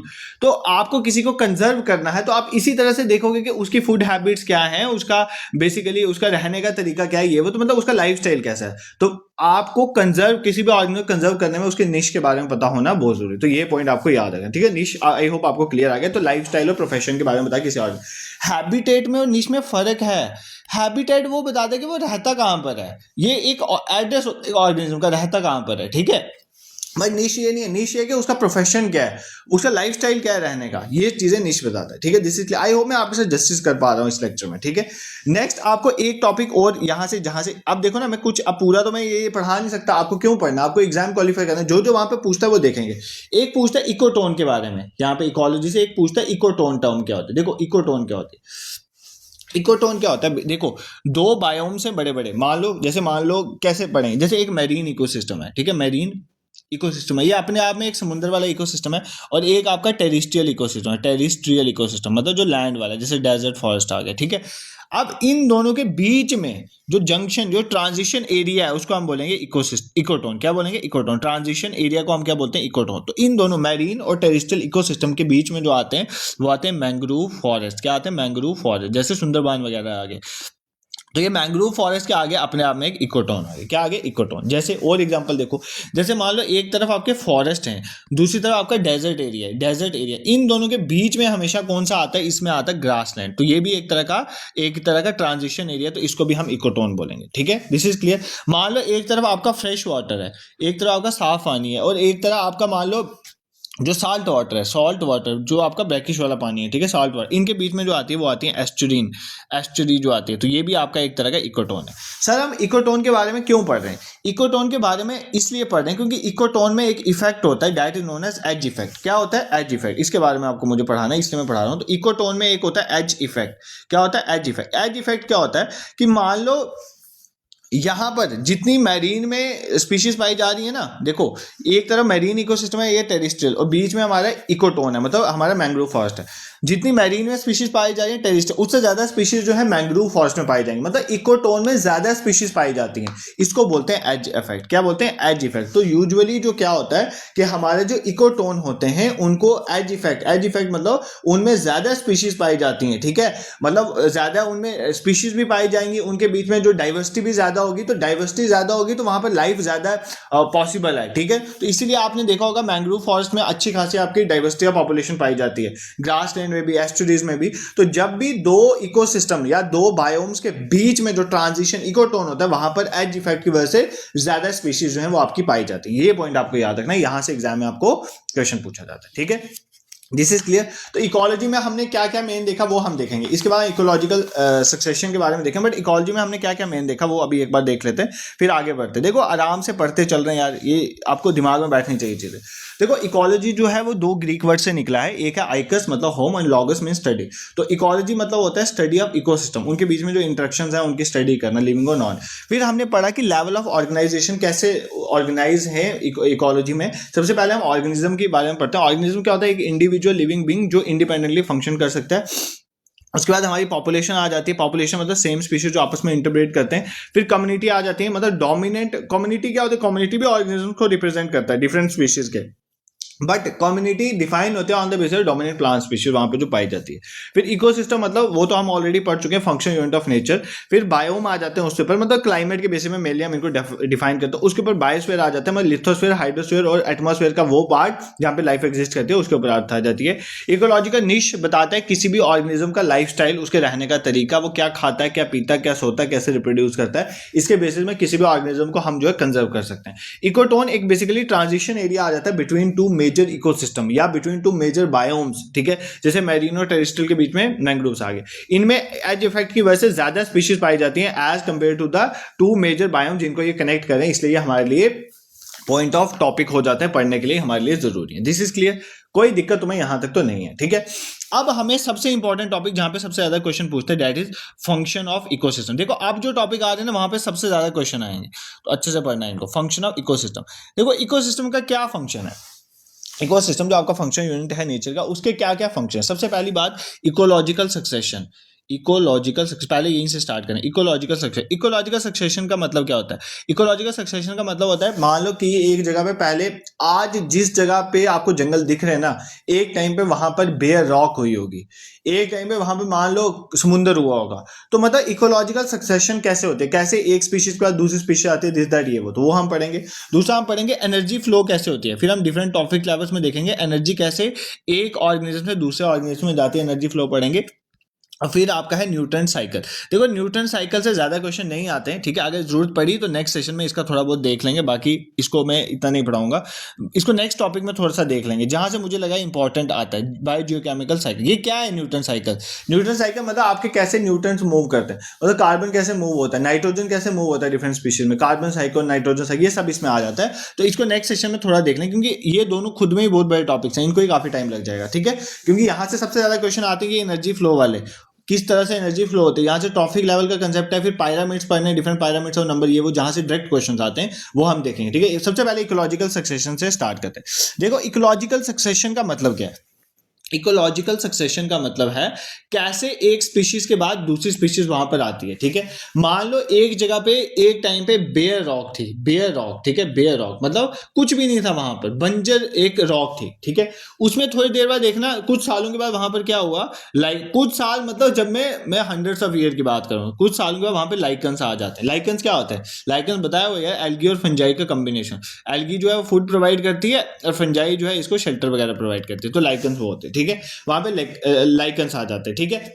फिर उसके कुछ सालों के बाद छोटे छोटे स्मॉल प्लांट्स आना शुरू हो जाते हैं। स्मॉल प्लांट्स जो हैं वहां पर आना शुरू हो जाते हैं, ठीक है। प्लांट्स आना शुरू हो जाते हैं। फिर उसके बाद ग्रासेस आना शुरू हो जाते हैं, ग्रासेस आना शुरू हो जाते हैं। कुछ ऐसी पेरिनियल स्पीशीज मतलब जो लंबे समय तक ग्रासेस रहेंगे वो आना शुरू हो जाते हैं, ठीक है। उसके बाद आपके थोड़े इनटॉलरेंट से मतलब ट्रीज आ जाते हैं, मतलब जैसे पाइन ट्री आ गया, मतलब जो थोड़े इनटॉलरेंट है, ठीक है, वो आने, थोड़े श्रब्स आने शुरू हो जाते हैं। श्रब्स के बाद यहाँ पर थोड़ी देर के बाद आप देखोगे यहाँ पर बड़े टॉलरेंट ट्रीज आने शुरू हो जाते हैं, ठीक है। ट्रीज आने शुरू हो जाते हैं, जैसे ओक का ट्री आ गया, ठीक है, ये आने शुरू हो जाते हैं। अब ये क्या हुआ, ये सक्सेशन हो रही है। सक्सेशन मतलब कहने का मतलब ये है, सक्सेशन का मतलब होता है स्टेजेस आ रही है। एक स्टेज में क्या हो रहा है, मतलब पहले कुछ था, कुछ नहीं था, फिर वहां पर कुछ आया, फिर उसके बाद कुछ आया, ये सारे क्या, इन सबको क्या बोलते हैं? स्टेजेस। क्या बोलते हैं? स्टेजेस। ये सब जो आए इनको बोलते हैं स्टेजेस भी बोलते हैं, या इनको सीयर्स भी कहते हैं। क्या बोलते हैं? सीयर्स, ठीक है। सक्सेसिव सीयर्स, ठीक है, इनको क्या बोलते हैं? स्टेजेस या सीयर्स, ठीक है, ये याद रखना।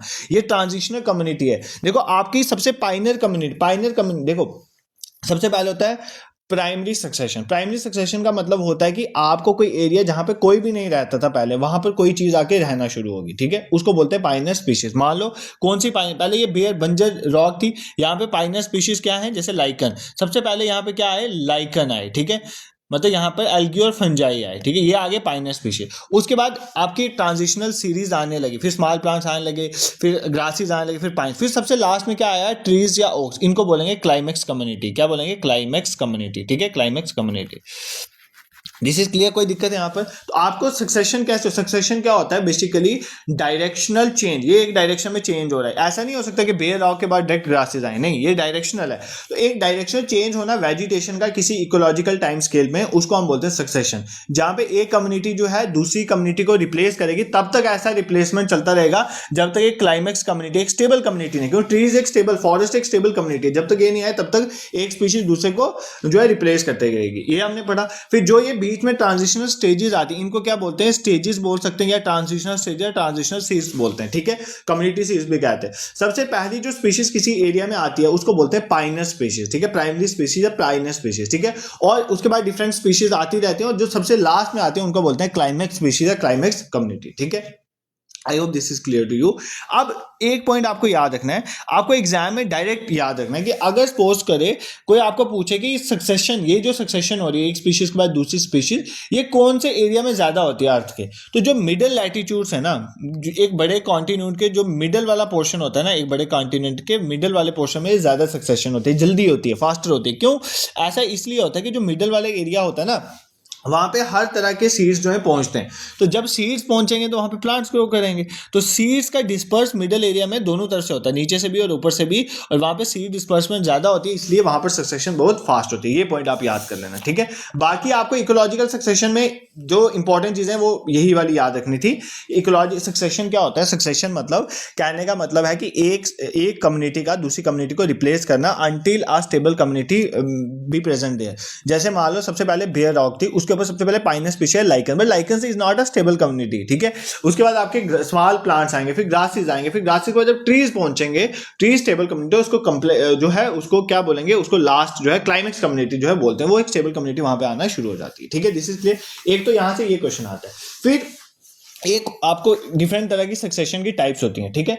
एक होती है ऑटोट्रॉफिक सक्सेशन, ऑटोट्रॉफिक सक्सेशन, ठीक है, ध्यान से ये जो मैं टर्म्स बोलूंगा जस्ट इसको समझना है, अगर पूछ ले तो आपको थोड़ा आइडिया होना चाहिए। हिट्रोट्रॉफिक सक्सेशन, हिट्रोट्रॉफिक सक्सेशन क्या होता है? ऑटोट्रॉफिक, ऑटोट्रॉफिक सक्सेशन वो सक्सेशन होता है जहां पे उस एरिया में सक्सेशन हो रहा है जहां पे पहले ग्रीन प्लांट्स पाए जाते हैं, ज्यादा क्या पाए जाते थे, ग्रीन प्लांट।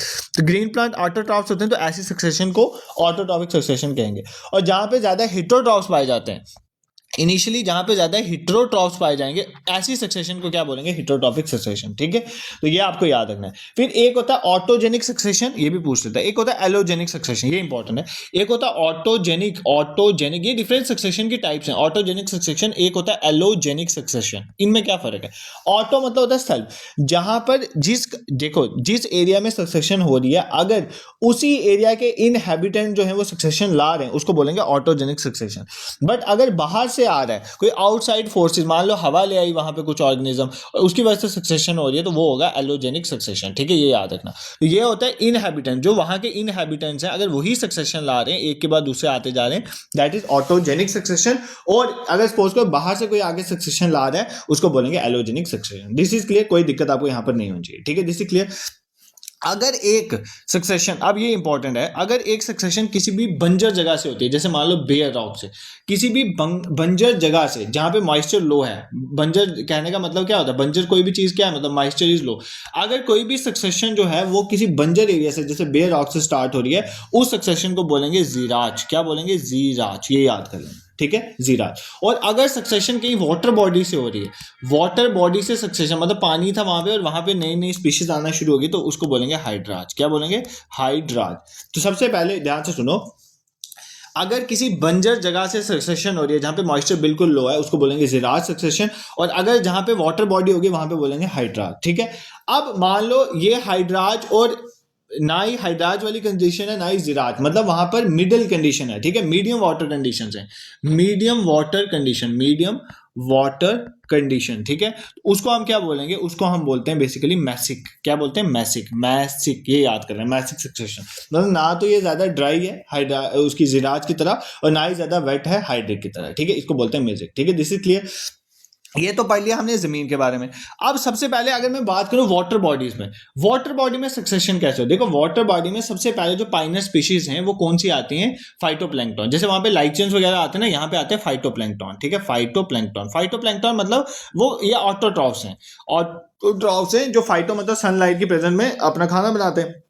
तो प्लांट्स में हाइड्रो सबसे पहले क्या आते हैं, फाइटोप्लैंक्टन। फिर आपके पास क्या आते हैं, फिर इसके बाद एंजियोस्पर्म्स आना शुरू हो जाते हैं, ठीक है, ज़ूप्लैंक्टन्स आना शुरू हो जाते हैं, फिर इनको फिशेस रिप्लेस कर देती हैं, ठीक है, फिर ज़ूप्लैंक्टन्स आना, ये मतलब चलता रहता है फिनोमेनन, ठीक है। बट आपको मेन जो है ये पूछ सकता है कि सबसे पहले क्या आता है, सबसे पहले हमारे पास फाइटोप्लैंक्टन आते हैं, फिर एंजियोस्पर्म्स आते हैं, एंजियोस्पर्म्स के बाद एक्वेटिक प्लांट्स थोड़े थोड़े ग्रो होने शुरू हो जाते हैं, फिर ग्रासेस आने चाहिए, और लास्ट में वाटर बॉडी भी ट्रीज में कन्वर्ट हो जाती है, और यहाँ पर भी क्लाइमेक्स जो है वो फॉरेस्ट ही बनते हैं। कोई भी वाटर बॉडी में अगर सपोज करो सक्सेशन स्टार्ट होगा, मान लो आज जहां पर आप जंगल देख रहे हो किसी टाइम पे वहां पर पानी हुआ होगा, तो ये भी याद कर लेना, ठीक है, किसी समय पे वहां पर पानी भी हुआ होगा, क्योंकि पाइनस स्पीशीज फाइटोप्लैंक्टन होती है, वहां से शुरू हो जाता है एंजियोस्पर्म, फिर ग्रासेस आना शुरू हो, लास्ट में वहां पर भी क्लाइमेक्स जो है वो क्या बनाता है, वो बनता है forest. This is also clear to you, यहाँ भी तुम्हें कोई दिक्कत नहीं होनी चाहिए, ठीक है।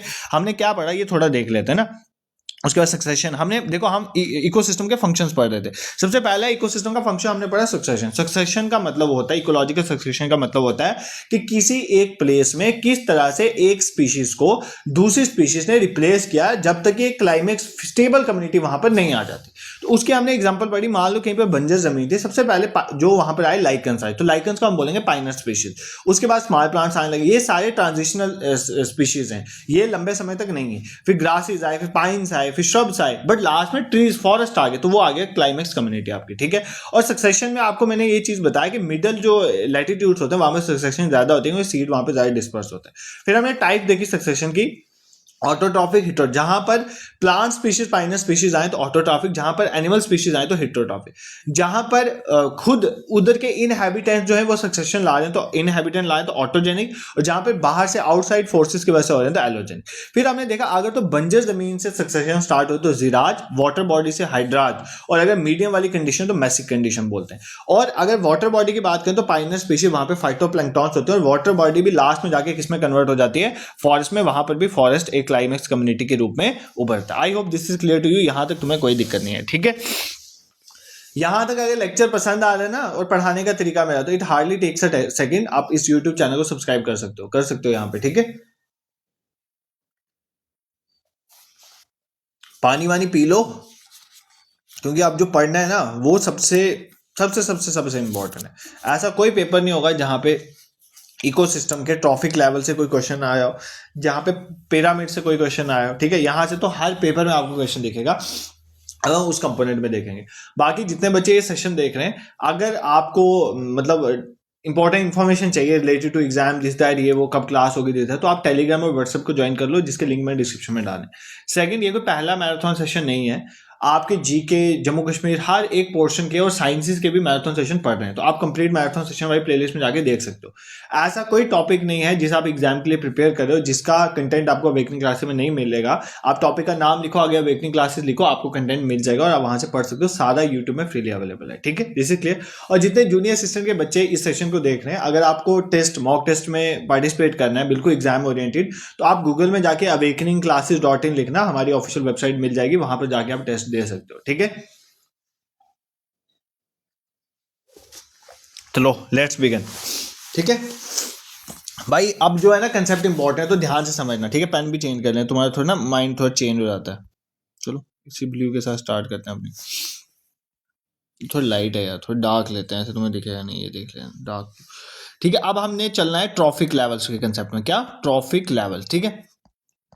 ट्रॉफिक लेवल क्या बताता है, देखो ट्रॉफिक लेवल एक किसी भी ऑर्गेनिज्म का ट्रॉफिक लेवल का मतलब क्या होता है, एक ऑर्गेनिज्म का ट्रॉफिक लेवल जो होता है वो उसकी पोजीशन बताता है इन अ फूड चेन। एक ऑर्गेनिज्म का ट्रॉफिक लेवल बताता है उसकी पोजीशन, कि वो फूड चेन में कहां पर है, position in a food chain. अभी देखेंगे फूड चेन, सब देखना, position in a food chain, एक फूड चेन में वो कौन सी जगह पे है, ठीक है।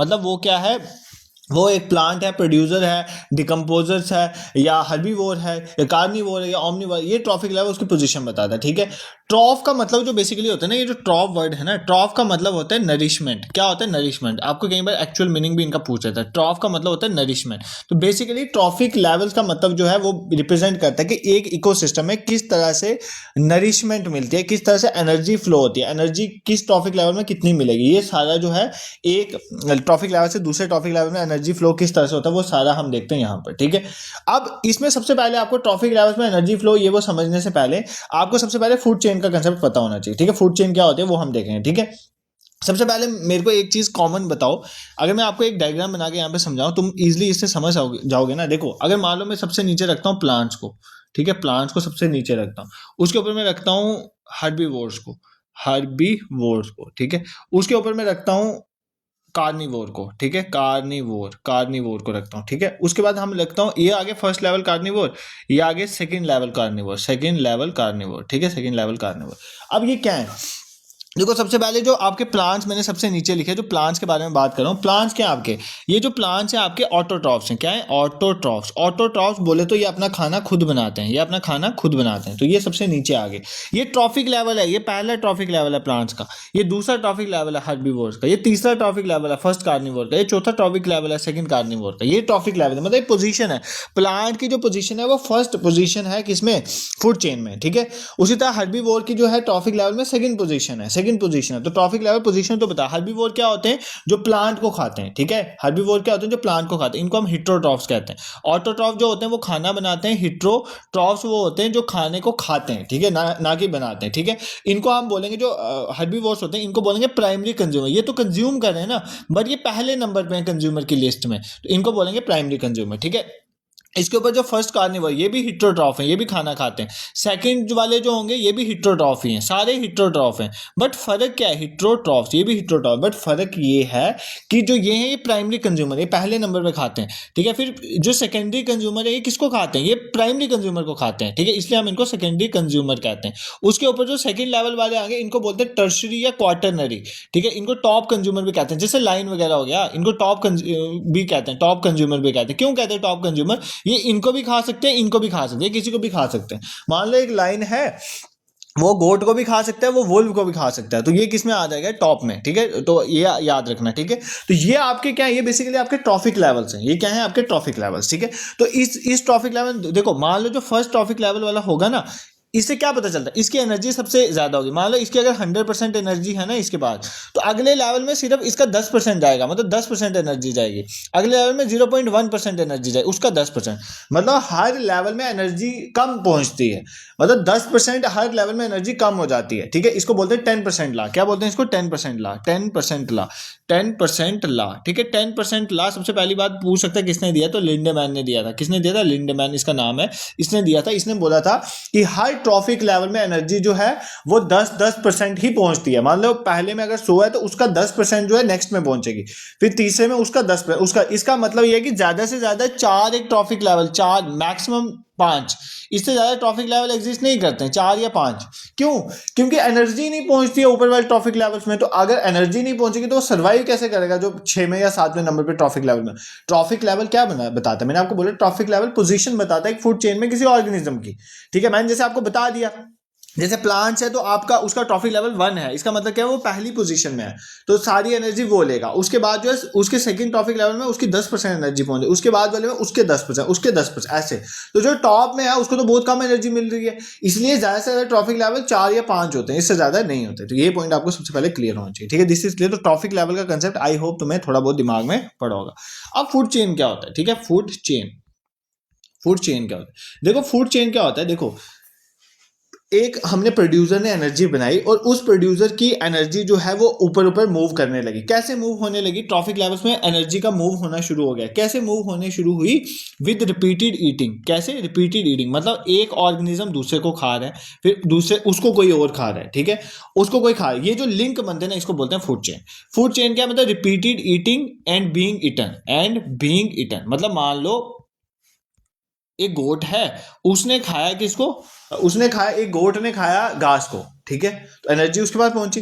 गोट को खा गया वोल्फ, उसके बाद एनर्जी, वोल्फ को खा गया लाइम, उसके बाद एनर्जी पहुंच गई। तो ये बनाते एक फूड चेन। मतलब फूड चेन कैसे, मतलब जैसे एग्जांपल में लिखता हूँ, जैसे एक ग्रास है, ग्रास को खाया किसने, ग्रास हॉपर ने, ठीक है, ग्रास हॉपर ने, इसने घास को खाया, इसको खा गया फ्रॉग, फ्रॉग को खा गया स्नेक, स्नेक को खा गया ईगल, ठीक है, ईगल। अब बस लास्ट ईगल आ गया हमारा ट्रॉफिक लेवल, ठीक है। तो ये एक फूड चेन बन गई। इसको मतलब फूड चेन मतलब repeated eating and being eaten, मतलब तुम किसी को खा रहे हो, तुम्हें कौन खा रहा है, वो बनता है हमारे पास फूड चेन, ठीक है। अब दो तरह की फूड चेन होती है, ठीक है। फूड चेन की टाइप, एक हमारे पास होता है ग्रेजिंग फूड चेन। कौन सी, ग्रेजिंग फूड चेन। और एक होती है detritus food chain, डिट्रीटस food chain. दोनों आपको पता होना चाहिए, एग्जाम में डायरेक्टली क्वेश्चन आता है। Detritus food chain, grazing food chain कहां पर है, जो स्टार्ट होती है कहां, देखो ग्रेजिंग फूड चेन मतलब जो ग्रासेस से स्टार्ट होगी मेनली, ठीक है।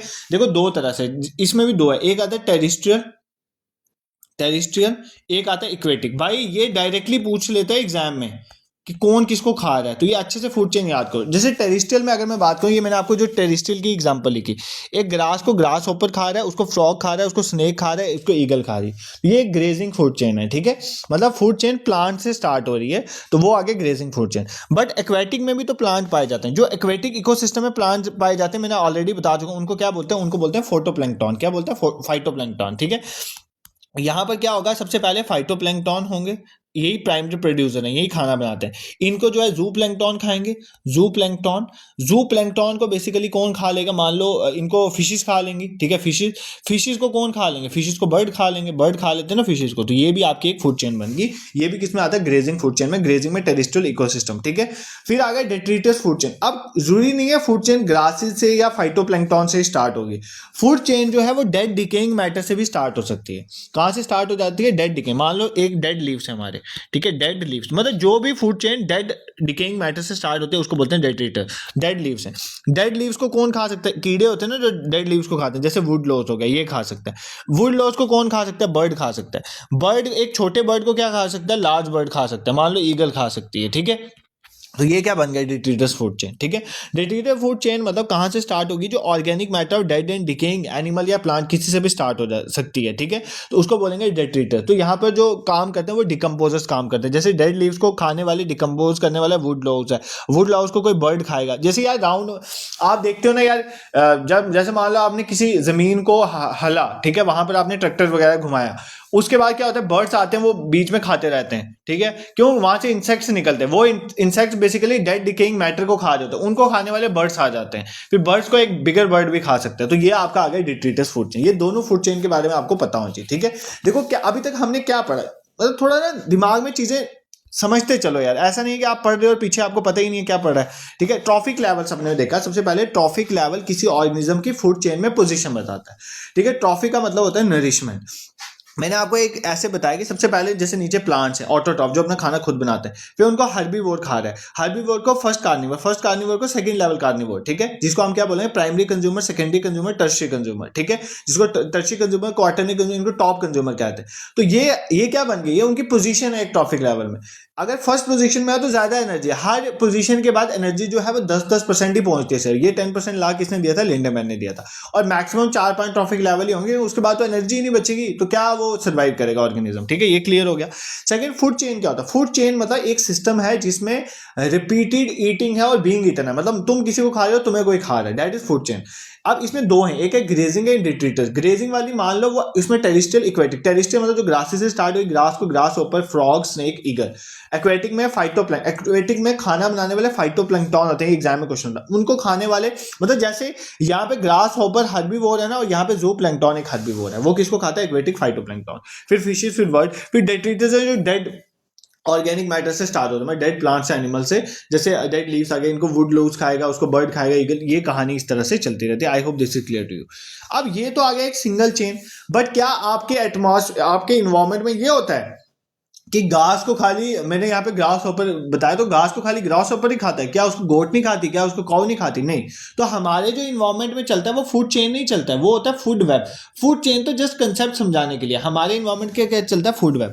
फूड वेब क्या होता है, multiple interlinked food chain, multiple interlinked food chain. मान लो अगर सपोज करो फूड चेन वाला कंसेप्ट ही हो, सिर्फ एक को एक ही खाए, सिर्फ घास को ग्रास ऊपर ही खाए, तो मान लो ग्रास ऊपर खत्म हो गए, तो भाई उनको खाने वाली स्पीशीज भी खत्म हो जाएगी। तो हमारे इन्वायरमेंट में जो है मल्टीपल इंटरलिंक्ड फूड चेन्स चलती है, मतलब एक फूड चेन नहीं है, आपस में इंटरलिंक्ड फूड चेन्स है। जैसे जैसे मैं बना के बताऊंगा आपको, जैसे मैं ग्रासिंग वाली बनाता हूँ। जैसे ग्रास है, ग्रास को ग्रास हॉपर खाएगा, ठीक है, ग्रास हॉपर खाएगा। समझना यार, समझा समझा के इसलिए तो बना बना के बता रहा हूँ। इसको रैबिट भी तो खा सकता है, ठीक है, इसको माउस भी तो खा सकता है, क्लियर है। अब माउस को स्नेक खा सकता है, ठीक है, माउस को स्नेक खा सकता है, लेकिन क्या माउस को हॉक नहीं खा सकता? इसको तो हॉक भी खा सकता है, ठीक है, एक बड़ा जानवर ही खा सकता है। उसके बाद रैबिट को भी हॉक खा सकता है, ठीक है। ग्रास हॉपर को लिजर्ड खा सकती है, ठीक है, लिजर्ड खा सकती है। बट ग्रास हॉपर के हॉक डायरेक्टली भी खा सकता है, लिजर्ड को भी हॉक खा सकता है। इसका मतलब क्या है कि यहाँ पे ग्रास को एक बंदा नहीं खा रहा है, इसको ग्रास हॉपर, रैबिट, माउस सब खा रहे हैं। माउस को भी एक बंदा नहीं खा रहा है, इसको स्नेक भी खा सकता है, हॉक भी खा सकता है, ईगल भी खा सकती है। फिर ग्रास हॉपर को लिजर्ड भी खा सकता है, इसको हॉक भी खा सकते हैं, और भी कोई बड़ी स्पीशीज बर्ड्स भी खा सकते हैं कुछ। तो मतलब ये आपका क्या आ गया, ये आपका एक तरह का मल्टीपल इंटरलिंक्ड फूड चेन्स होते हैं, इन्हीं को बोलते हैं फूड वेब। इसी तरह मेरीन वाली भी होती है, हम इतना डीप नहीं जाएंगे, इतना आप कर लो, ठीक है, दिस इज क्लियर। तो फूड चेन और फूड वेब का कंसेप्ट आपको समझ आ गया। फूड चेन बताता है एक सिंगल लिंक, और फूड वेब बताता है मल्टीपल इंटरलिंक्ड फूड चेन के कंसेप्ट को, ठीक है। अब जो टॉपिक हम पढ़ेंगे, यहां से क्वेश्चन आता है फूड वेब में। फूड वेब में किस तरह से इंटरेक्शंस होती हैं, types of biotic interaction in food web, types of biotic interaction in food web. अगर आप जेकेएसएसबी के पीछे वाले पेपर उठा के देख लो तो यहां से डायरेक्टली क्वेश्चन आया इस टॉपिक से, ठीक है। किस तरह से इंटरेक्शंस होती हैं फूड वेब में, देखो। अब फूड वेब में क्या क्या हो सकता है, मान लो दो ऑर्गेनिज्म एक दूसरे के साथ रह रहे हैं, ठीक है। अब एक ऑर्गेनिज्म, मान लो किसी ऑर्गेनिज्म को नुकसान हो रहा है तो मैं उसके लिए माइनस साइन लिखूंगा, और जिसको फायदा हो रहा है मैं उसके लिए प्लस साइन लिखूंगा, ठीक है, इतना याद रखना। एक रिलेशन होता है जिसको बोलते हैं एमेंसलिज्म, दो ऑर्गेनिज्म के बीच में एक रिलेशन होता है, उसको बोलते हैं एमेंसलिज्म।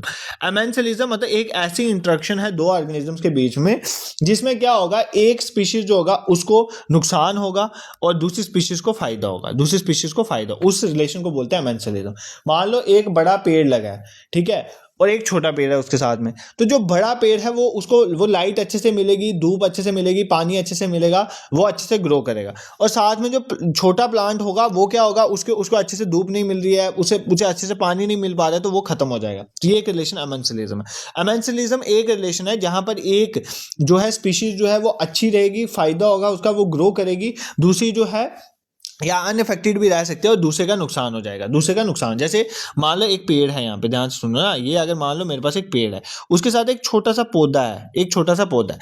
अगर ये पेड़ जो है बड़े वाला, इसके पास ये छोटा पौधा होगा तो ये इसकी छाया में ही रहेगा, इसको प्रॉपर धूप नहीं लगेगी, तो ये ग्रो नहीं कर पा रहा है, इसका मतलब इसको नुकसान हो रहा है। बट इस पेड़ का, ये तो अच्छे से ग्रो कर रहा है, बट इस छोटे पौधे की वजह से पेड़ ग्रो नहीं कर रहा, पेड़ तो खुद में ही ग्रो कर रहा है, इस पेड़ पे इस छोटे पौधे का कोई असर नहीं है, बट ये छोटे पौधे का इस पेड़ की वजह से नुकसान हो रहा है। ऐसे रिलेशन को क्या बोलते हैं, अमेंसलिज्म। अमेंसलिज्म एक ऐसा रिलेशन होता है जहां पर क्या होता है, एक स्पीशीज जो है उसका फायदा है, वो अच्छे से ग्रो, फायदा भी नहीं बोलो तो आप ऐसे भी मान सकते हो कि वो न्यूट्रल है, ठीक है।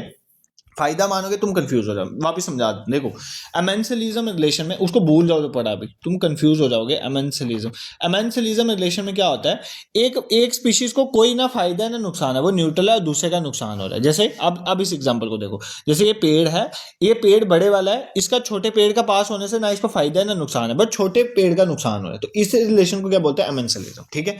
फिर और कौन सा रिलेशन होता है सर, एक रिलेशन होता है कमेंसलिज्म। कमेंसलिज्म में क्या होता है, कमेंसलिज्म ध्यान सुनना, कमेंसलिज्म में क्या होता है, कमेंसलिज्म एक न्यूट्रल है, इसको कोई फर्क नहीं पड़ रहा है, बट एक को फायदा हो रहा है साथ में। ऐसा कैसे हो सकता है, मान लो एक बड़ी शार्क मूव कर रही है, एक बहुत बड़ी शार्क एक जगह से दूसरी जगह पे मूव कर रही है, और छोटी छोटी छोटी बिल्कुल स्मॉल सी फिशेज इसके साथ चिपक जाती हैं।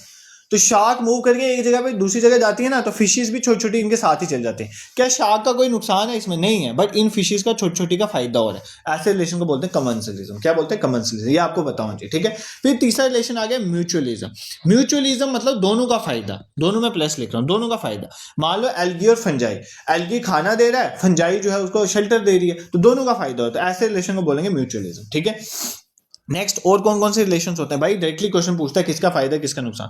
प्रीडेशन, प्रीडेशन मतलब प्रीडेशन का मतलब होता है एक का बेनिफिट हो रहा है, मतलब शिकार करना। प्रीडेशन का मतलब शिकार करना। तो भाई जो जिसका शिकार होगा, जो मान लो एक गोट है और एक लाइन है, लाइन ने गोट को खा लिया तो गोट तो गई ना, उसका तो नुकसान है, तो उसका नुकसान हो रहा है और लाइन जो है उसका फायदा होता है। ये प्रीडेशन शिकार में एक का फायदा होता है, एक का नुकसान होता है। फिर इसी तरह एक रिलेशन होता है पैरासाइटिज्म।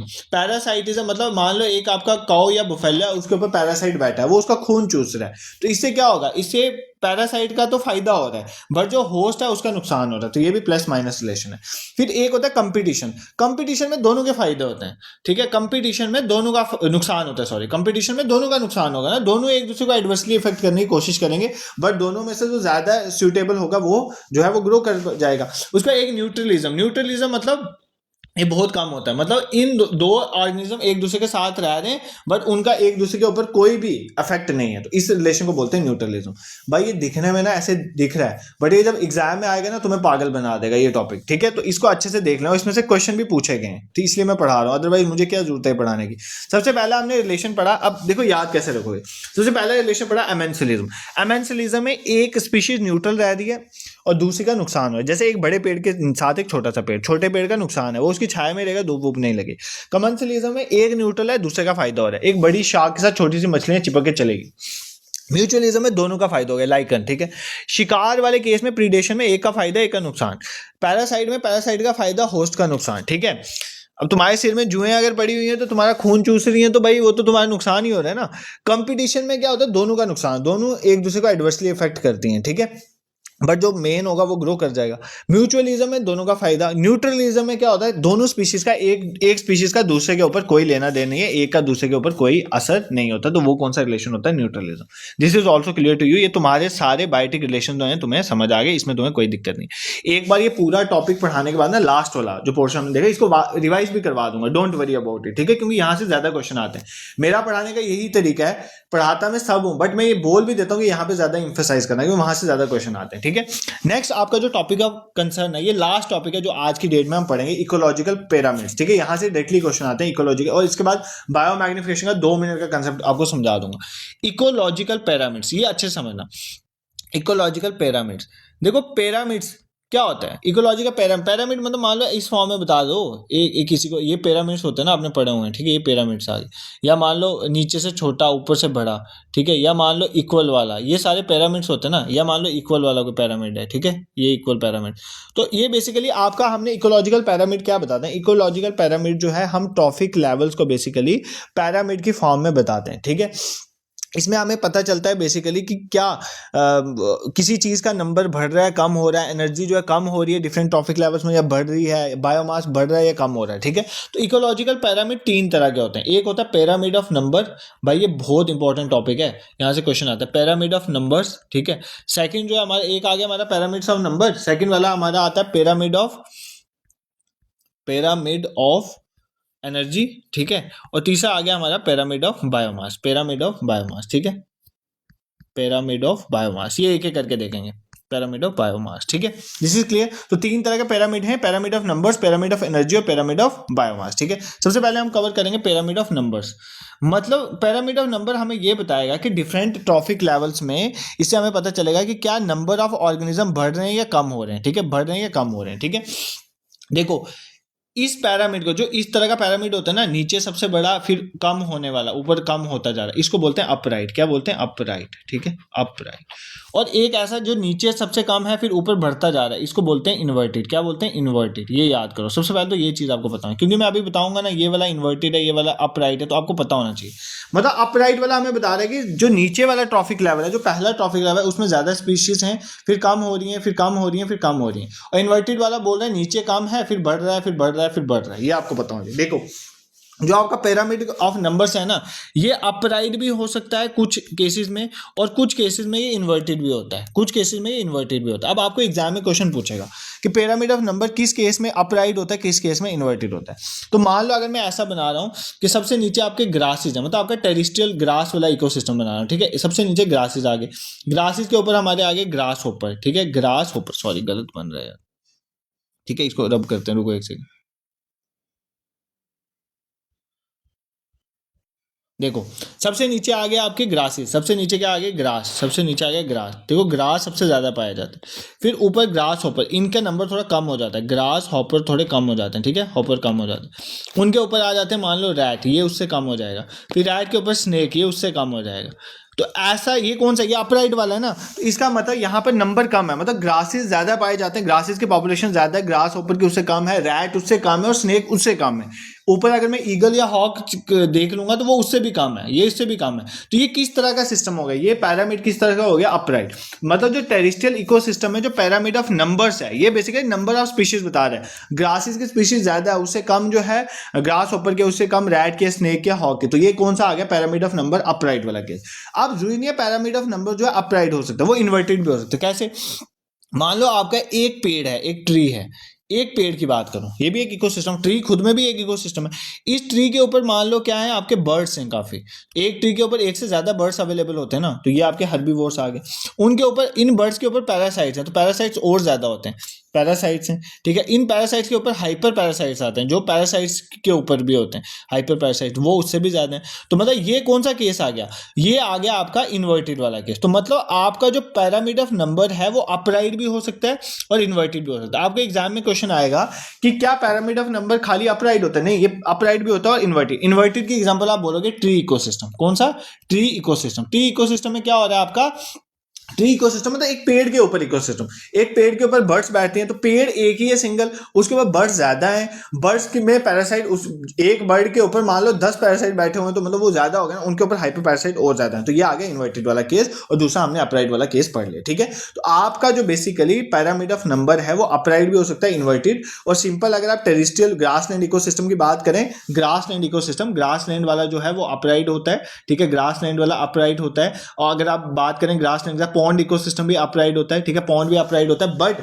ट्री इकोसिस्टम जो आपका इन्वर्टेड होता है, ये आपको याद रखना, ठीक है। दिस इज क्लियर, कोई दिक्कत आपको नहीं होनी चाहिए। नेक्स्ट, ऐसे डायरेक्टली एग्जांपल पूछेगा कि क्या tree ecosystem of pyramid of numbers में अपराइट होता है कि इन्वर्टेड होता है, वो इन्वर्टेड होता है, आपको याद रखना, ठीक है।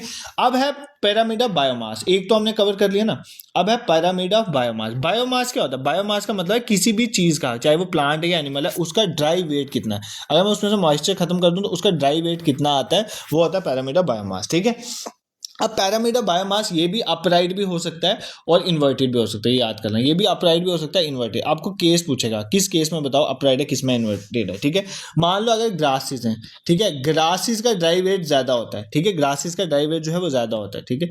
उसके बाद ग्रासेस के बाद आपके हर्बीवोर्स आ जाते हैं, उनका ड्राई वेट कम होता है, ठीक है। मान लो यहाँ पे कौ लगा देता हूँ, कौ का अगर मान लो लाइन है तो इसका और कम होगा, ठीक है, ड्राई वेट कम होता है, उसके ऊपर और कम, तो मतलब अपराइट होता है। जो आपका ग्रासलैंड इकोसिस्टम है ना, उसका पैरामिड ऑफ बायोमास जो है वो अपराइट होता है, तो ये आपको क्लियर है, इसमें कोई दिक्कत नहीं है। अब सर इन्वर्टेड वाला बताओ, इन्वर्टेड वाला किस में होता है। देखो इन्वर्टेड फॉर्म में होता है आपका जो है एक्वेटिक इकोसिस्टम। अगर मैं एक्वेटिक की बात करूं ना, एक्वेटिक इकोसिस्टम जो इन्वर्टेड होता है बायोमास के केस में। क्यों, देखो सबसे पहले देखो, जो आपके फाइटोप्लैंक्टन होते हैं ना, यहाँ पे इनका बहुत कम ड्राई वेट होता है। फाइटो प्लैंक्टन, इनका जो है प्लैंक्टन जो होते हैं, इनका ड्राई वेट बहुत कम होता है, ठीक है, ये बहुत कम होता है, ठीक है, ये बहुत कम होता है। इससे ज्यादा जो होता है बेसिकली किसका होता है, जू प्लैंक्टन का, इससे ज्यादा होता है। जू प्लैंक्टन से ज्यादा जो उसके ऊपर फिशेस खाते हैं उनका और ज्यादा, और जो बड़ी फिशेस होते हैं उनका और ज्यादा। तो ये कैसा होता है, इन्वर्टेड। आपने याद रखना है कि जो इक्वेटिक इकोसिस्टम है उसका जो बायोमास का पिरामिड है वो इन्वर्टेड बनता है, ग्रासलैंड इकोसिस्टम का जो है अपराइट बनता है, ठीक है। ये दो क्लियर हो गए। अभी ये वापस रिवाइज करवाऊंगा, ये तुम भूल जाओगे किसका क्या होता है। फिर तीसरा आ गया हमारे पास pyramid of energy. Pyramid of energy, pyramid of energy हमेशा जो है वो क्या होगा, अपराइट। ये तो आपको ऐसे भी समझ आ जाना चाहिए था, क्यों अपराइट होगा, क्योंकि मैंने आपको ऑलरेडी बता दिया ना कि डिफरेंट ट्रॉफिक लेवल्स में एनर्जी कम हो जाती है यार। हर ट्रॉफिक लेवल में एनर्जी जो है सिर्फ 10% ऊपर पहुंचती है, तो कम होती जा रही है। इसका मतलब पिरामिड ऑफ एनर्जी हमेशा ऑलवेज अपराइट, क्या आएगा, ऑलवेज अपराइट। तो अगर ये स्टेटमेंट आ रही है कि हमेशा अपराइट है तो वो क्लियर। जैसे मान लो नीचे अगर सपोज करो रेन फॉरेस्ट है, उनका 100% जो है एनर्जी है, तो नेक्स्ट लेवल में 10% एनर्जी पहुंचेगी, उसके नेक्स्ट लेवल में 1% एनर्जी पहुंचेगी, उसके नेक्स्ट लेवल में 0.1% एनर्जी पहुंचेगी। तो हर पे एनर्जी जो है सिर्फ 10% पहुंच रही है। क्यों, ऐसा क्यों होता है, क्योंकि कुछ एनर्जी जो है रिस्पायरेशन में लॉस हो जाती है, तो रिस्पायरेशन में एनर्जी जो है वो लॉस हो जाती है, रिस्पायरेशन लॉस हो जाता है। और कुछ जैसे मान लो प्लांट्स है वो खुद भी तो एनर्जी यूज करेंगे तो साइज हो जाएगी, तो रिस्पायरेशन लॉसेज होते हैं, इसकी वजह से पूरी की पूरी एनर्जी जो है वो ट्रांसफर नहीं होती है, ठीक है। तो पैरामीटर ऑफ एनर्जी जो है वो हमेशा क्या होता है, अपराइट होता है। दिस इज क्लियर, कोई दिक्कत तुम्हें नहीं हो चाहिए। एक बार इसको पैरामीटर को रिवाइज करेंगे, फिर हम बायो एक्यूमुलेशन का कंसेप्ट देखेंगे, उसके बाद आपका लेक्चर कंप्लीट है, ठीक है। सबसे पहले पिरामिड ऑफ नंबर्स की बात की। मैंने आपको ये बोला कि पिरामिड ऑफ नंबर्स जो होता है वो अपराइट भी हो सकता है, इन्वर्टेड। ट्री इकोसिस्टम में ये इन्वर्टेड होगा, क्योंकि एक पेड़ है उसके ऊपर पक्षी बहुत हैं, पक्षियों के ऊपर पैरासाइट बहुत है, तो मतलब ये इन्वर्टेड बन गया।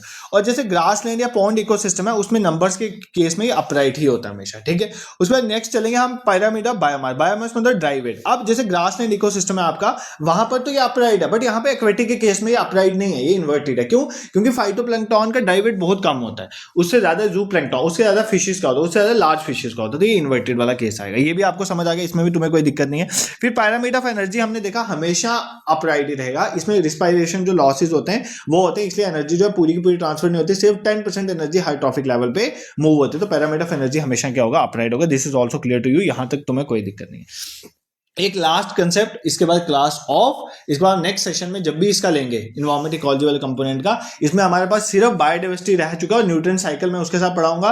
Biodiversity depending upon your response in comment section, अगर नहीं है तो फिर नहीं। बायोडाइवर्सिटी, उसके बाद आपका जो बच गया हमारा न्यूट्रिएंट साइक्लिंग, और थर्ड जो रिसेंट इन्वायरमेंट में हुआ है जैसे कॉप हो गया या प्रोटोकॉल्स वगैरह, वो सेशन भी अच्छा खासा लंबा होगा, 1.5-2 घंटे का, ठीक है। उसके साथ आपका कंप्लीट हो जाएगा। नेक्स्ट हमारे पास एक चीज होती है बायो एक्यूमुलेशन। बायो एक्यूमुलेशन का कंसेप्ट क्या होता है? बायो एक्यूमुलेशन का मतलब होता है कि कुछ पॉल्यूटेंट्स होते हैं जो, ठीक है, कुछ केमिकल्स होते हैं, पॉल्यूटेंट्स या केमिकल, जैसे यूरिया वगैरह पॉल्यूटेंट्स होते हैं, कुछ केमिकल्स होते हैं, वो क्या करते हैं ऑर्गेनिज्म के अंदर एक्यूमुलेट कर जाते हैं। क्या कर जाते हैं? एक्यूमुलेट, मतलब वो डिस्पोज ऑफ नहीं होते। मतलब जो भी ऐसे जो देखो, जो भी चीज़ जो पानी में सॉल्युबल होगी ना, ध्यान से सुनना, जो चीज़ पानी में सॉल्युबल होगी वो तो हमारी बॉडी से ईजिली बाहर निकल जाती है। कैसे? जैसे यूरिन के थ्रू बाहर निकल जाएगी या स्वेटिंग के थ्रू बाहर निकल जाएगी, वो निकल जाएगी ना इवेपोरेशन से। बट मान लो अगर कोई चीज़ जो पानी में नॉट सॉल्युबल है, नॉट सॉल्युबल इन वाटर, मतलब वो फैट में सॉल्युबल है, तो भाई वो तो ईजिली बाहर नहीं निकलेगी। तो ऐसे कुछ पॉल्यूटेंट जो होते हैं वो हमारी बॉडी में, जो पानी में घुलते नहीं है, वो क्या करते हैं हमारी बॉडी में एक्यूमुलेट हो जाते हैं, काफी देर तक रहते हैं, ठीक है। इससे पता क्या रिस्क होता है? मान लो वो प्लांट में थे, प्लांट से आए हर्बीवोर से, जैसे जैसे स्पीशीज ऊपर जाती जाती है, ट्रॉफिक लेवल ऊपर जाती है, वो पॉल्यूटेंट बढ़ना शुरू हो जाता है। इस प्रोसेस को बोलते हैं बायोमैग्निफिकेशन। ज्यादा से ज्यादा देखो, आपने सुना होगा न्यूज कि जो बड़ी स्पीशीज है हमारे पास, जैसे ईगल्स, हॉक हैं, ये आप बहुत कम दिखते हैं। क्यों? क्योंकि ये डीडीटी से बहुत परफॉर्म है, ठीक है। डीडीटी क्यों? क्योंकि डीडीटी जो है स्मॉल पानी के थ्रू स्मॉल प्लांट्स में, फिशेस को ये खाते हैं, फिशेस में जाती है, और जो बड़ी जैसे जैसे स्पीशीज बढ़ती जाती है ना, ट्रॉफिक लेवल बढ़ते जाते हैं, इनकी कंसंट्रेशन डीडीटी की बढ़ती शुरू हो जाती है, और ईगल हॉक में डीडीटी बहुत ज्यादा पाया जाता है, उसकी वजह से इनकी डेथ हो जाती है। इस प्रोसेस को बोलते हैं बायोमैग्निफिकेशन। देखो क्या हमने देखा, बायो एक्यूमुलेशन का मतलब क्या है कि एक पॉल्यूटेंट का किसी एक ऑर्गेनिज्म के अंदर एक्यूमुलेट रहना लंबे समय तक। क्यों ऐसा? इसलिए होता है क्योंकि ये पॉल्यूटेंट जो होते हैं पानी में घुलते नहीं है और हमारी बॉडी से रिमूव नहीं होते, लंबे समय तक रहते हैं। बट अगर हमें कोई खाएगा तो उसके अंदर ये ज्यादा मात्रा में पाए जाते, तो जैसे जैसे ट्रॉफिक लेवल बढ़ता है इनकी कंसंट्रेशन बढ़ना शुरू हो जाती है इन पॉल्यूटेंट। इस प्रोसेस को बोलते हैं बायोमैग्निफिकेशन। इसका बहुत नुकसान है, इसलिए जो बड़ी स्पीशीज पाई जाती थी, देखो बड़ी स्पीशीज नहीं है तो आपको अब कितनी गंदगी है, इसको कौन क्लियर करेगा, ठीक है, क्योंकि उनका काम ही है डेड डिकेइंग मैटर को खाना, ठीक है। तो अब उनको कोई क्लियर नहीं कर रहा। क्यों? क्योंकि वो बड़ी स्पीशीज अब एग्जिस्ट ही नहीं कर रही है। वो इसलिए एग्जिस्ट नहीं कर रही है क्योंकि बायोमैग्निफिकेशन की वजह से पॉल्यूटेंट उन तक पहुंच गए और वो उनको कंज्यूम कर रहे हैं, उनकी डेथ हो रही है, ठीक है। दिस इज क्लियर, कोई दिक्कत तुम्हें नहीं होगी। बाकी पिरामिड भी मैंने एक बार आपको रिवाइज करवा दिए तीनों। फूड चेन, फूड वेब आपको क्लियर है। एक ये भी अच्छे से बता दिया, अमेनिसलिज्म में एक न्यूट्रल दूसरे का नुकसान, कमेंसलिज्म में एक न्यूट्रल दूसरे का फायदा, म्यूचुअलिज्म में दोनों का फायदा, प्रीडेशन में शिकार हो रहा है एक का फायदा एक का नुकसान, पैरासाइट में एक का फायदा एक का नुकसान, ठीक है, कंपटीशन में दोनों का नुकसान, न्यूट्रलिज्म में दोनों को कोई फर्क ही नहीं पड़ता एक दूसरे से। फूड वेब क्या होता है? म्यूचुअल इंटरलिंक, मतलब एक से ज्यादा फूड चेन आपस में किस तरह से लिंक्ड है, वो फूड वेब होता है। और फूड चेन क्या होता है? Repeated eating and being eaten, वो फूड चेन बता है, ठीक है। इसमें कौन सी फूड चेन में कौन किसको खा रहा है, किसकी क्या एग्जांपल है, पिरामिड ऑफ नंबर अपराइट किसमें होता है, दूसरा किसमें होता है, ये सब हमने देख लिया। तो हमने आज इन्वायरमेंट, इकोसिस्टम और इकोलॉजी, इन तीन को अपने एंड पे तो मैंने आपको अच्छे से समझा दिया है। अगर आपको कोई भी इस टॉपिक में दिक्कत है आप मुझे कमेंट सेक्शन में बताओगे, अपना रिस्पांस जरूर कमेंट सेक्शन में देखना, उसी से मुझे पता चलता है, मेरे को भी पता चलता है कि क्या क्या चीजें, क्या दिक्कतें, कौन सा साइंस के टॉपिक में कंटेंट आपको और चाहिए, कौन से टॉपिक में मेनली चाहिए, कुछ भी बता दो, उसमें पढ़ाने की मैं कोशिश करूंगा। This it for today. बाकी अगर आपको कंटेंट पसंद आया, you can support me bye subscribing this YouTube channel, और शेयर भी कर सकते हैं अपने दोस्तों के साथ जो भी जेके एसएसबी एग्जाम्स की प्रिपेयर करते हैं, ठीक है। Thank you so much for watching.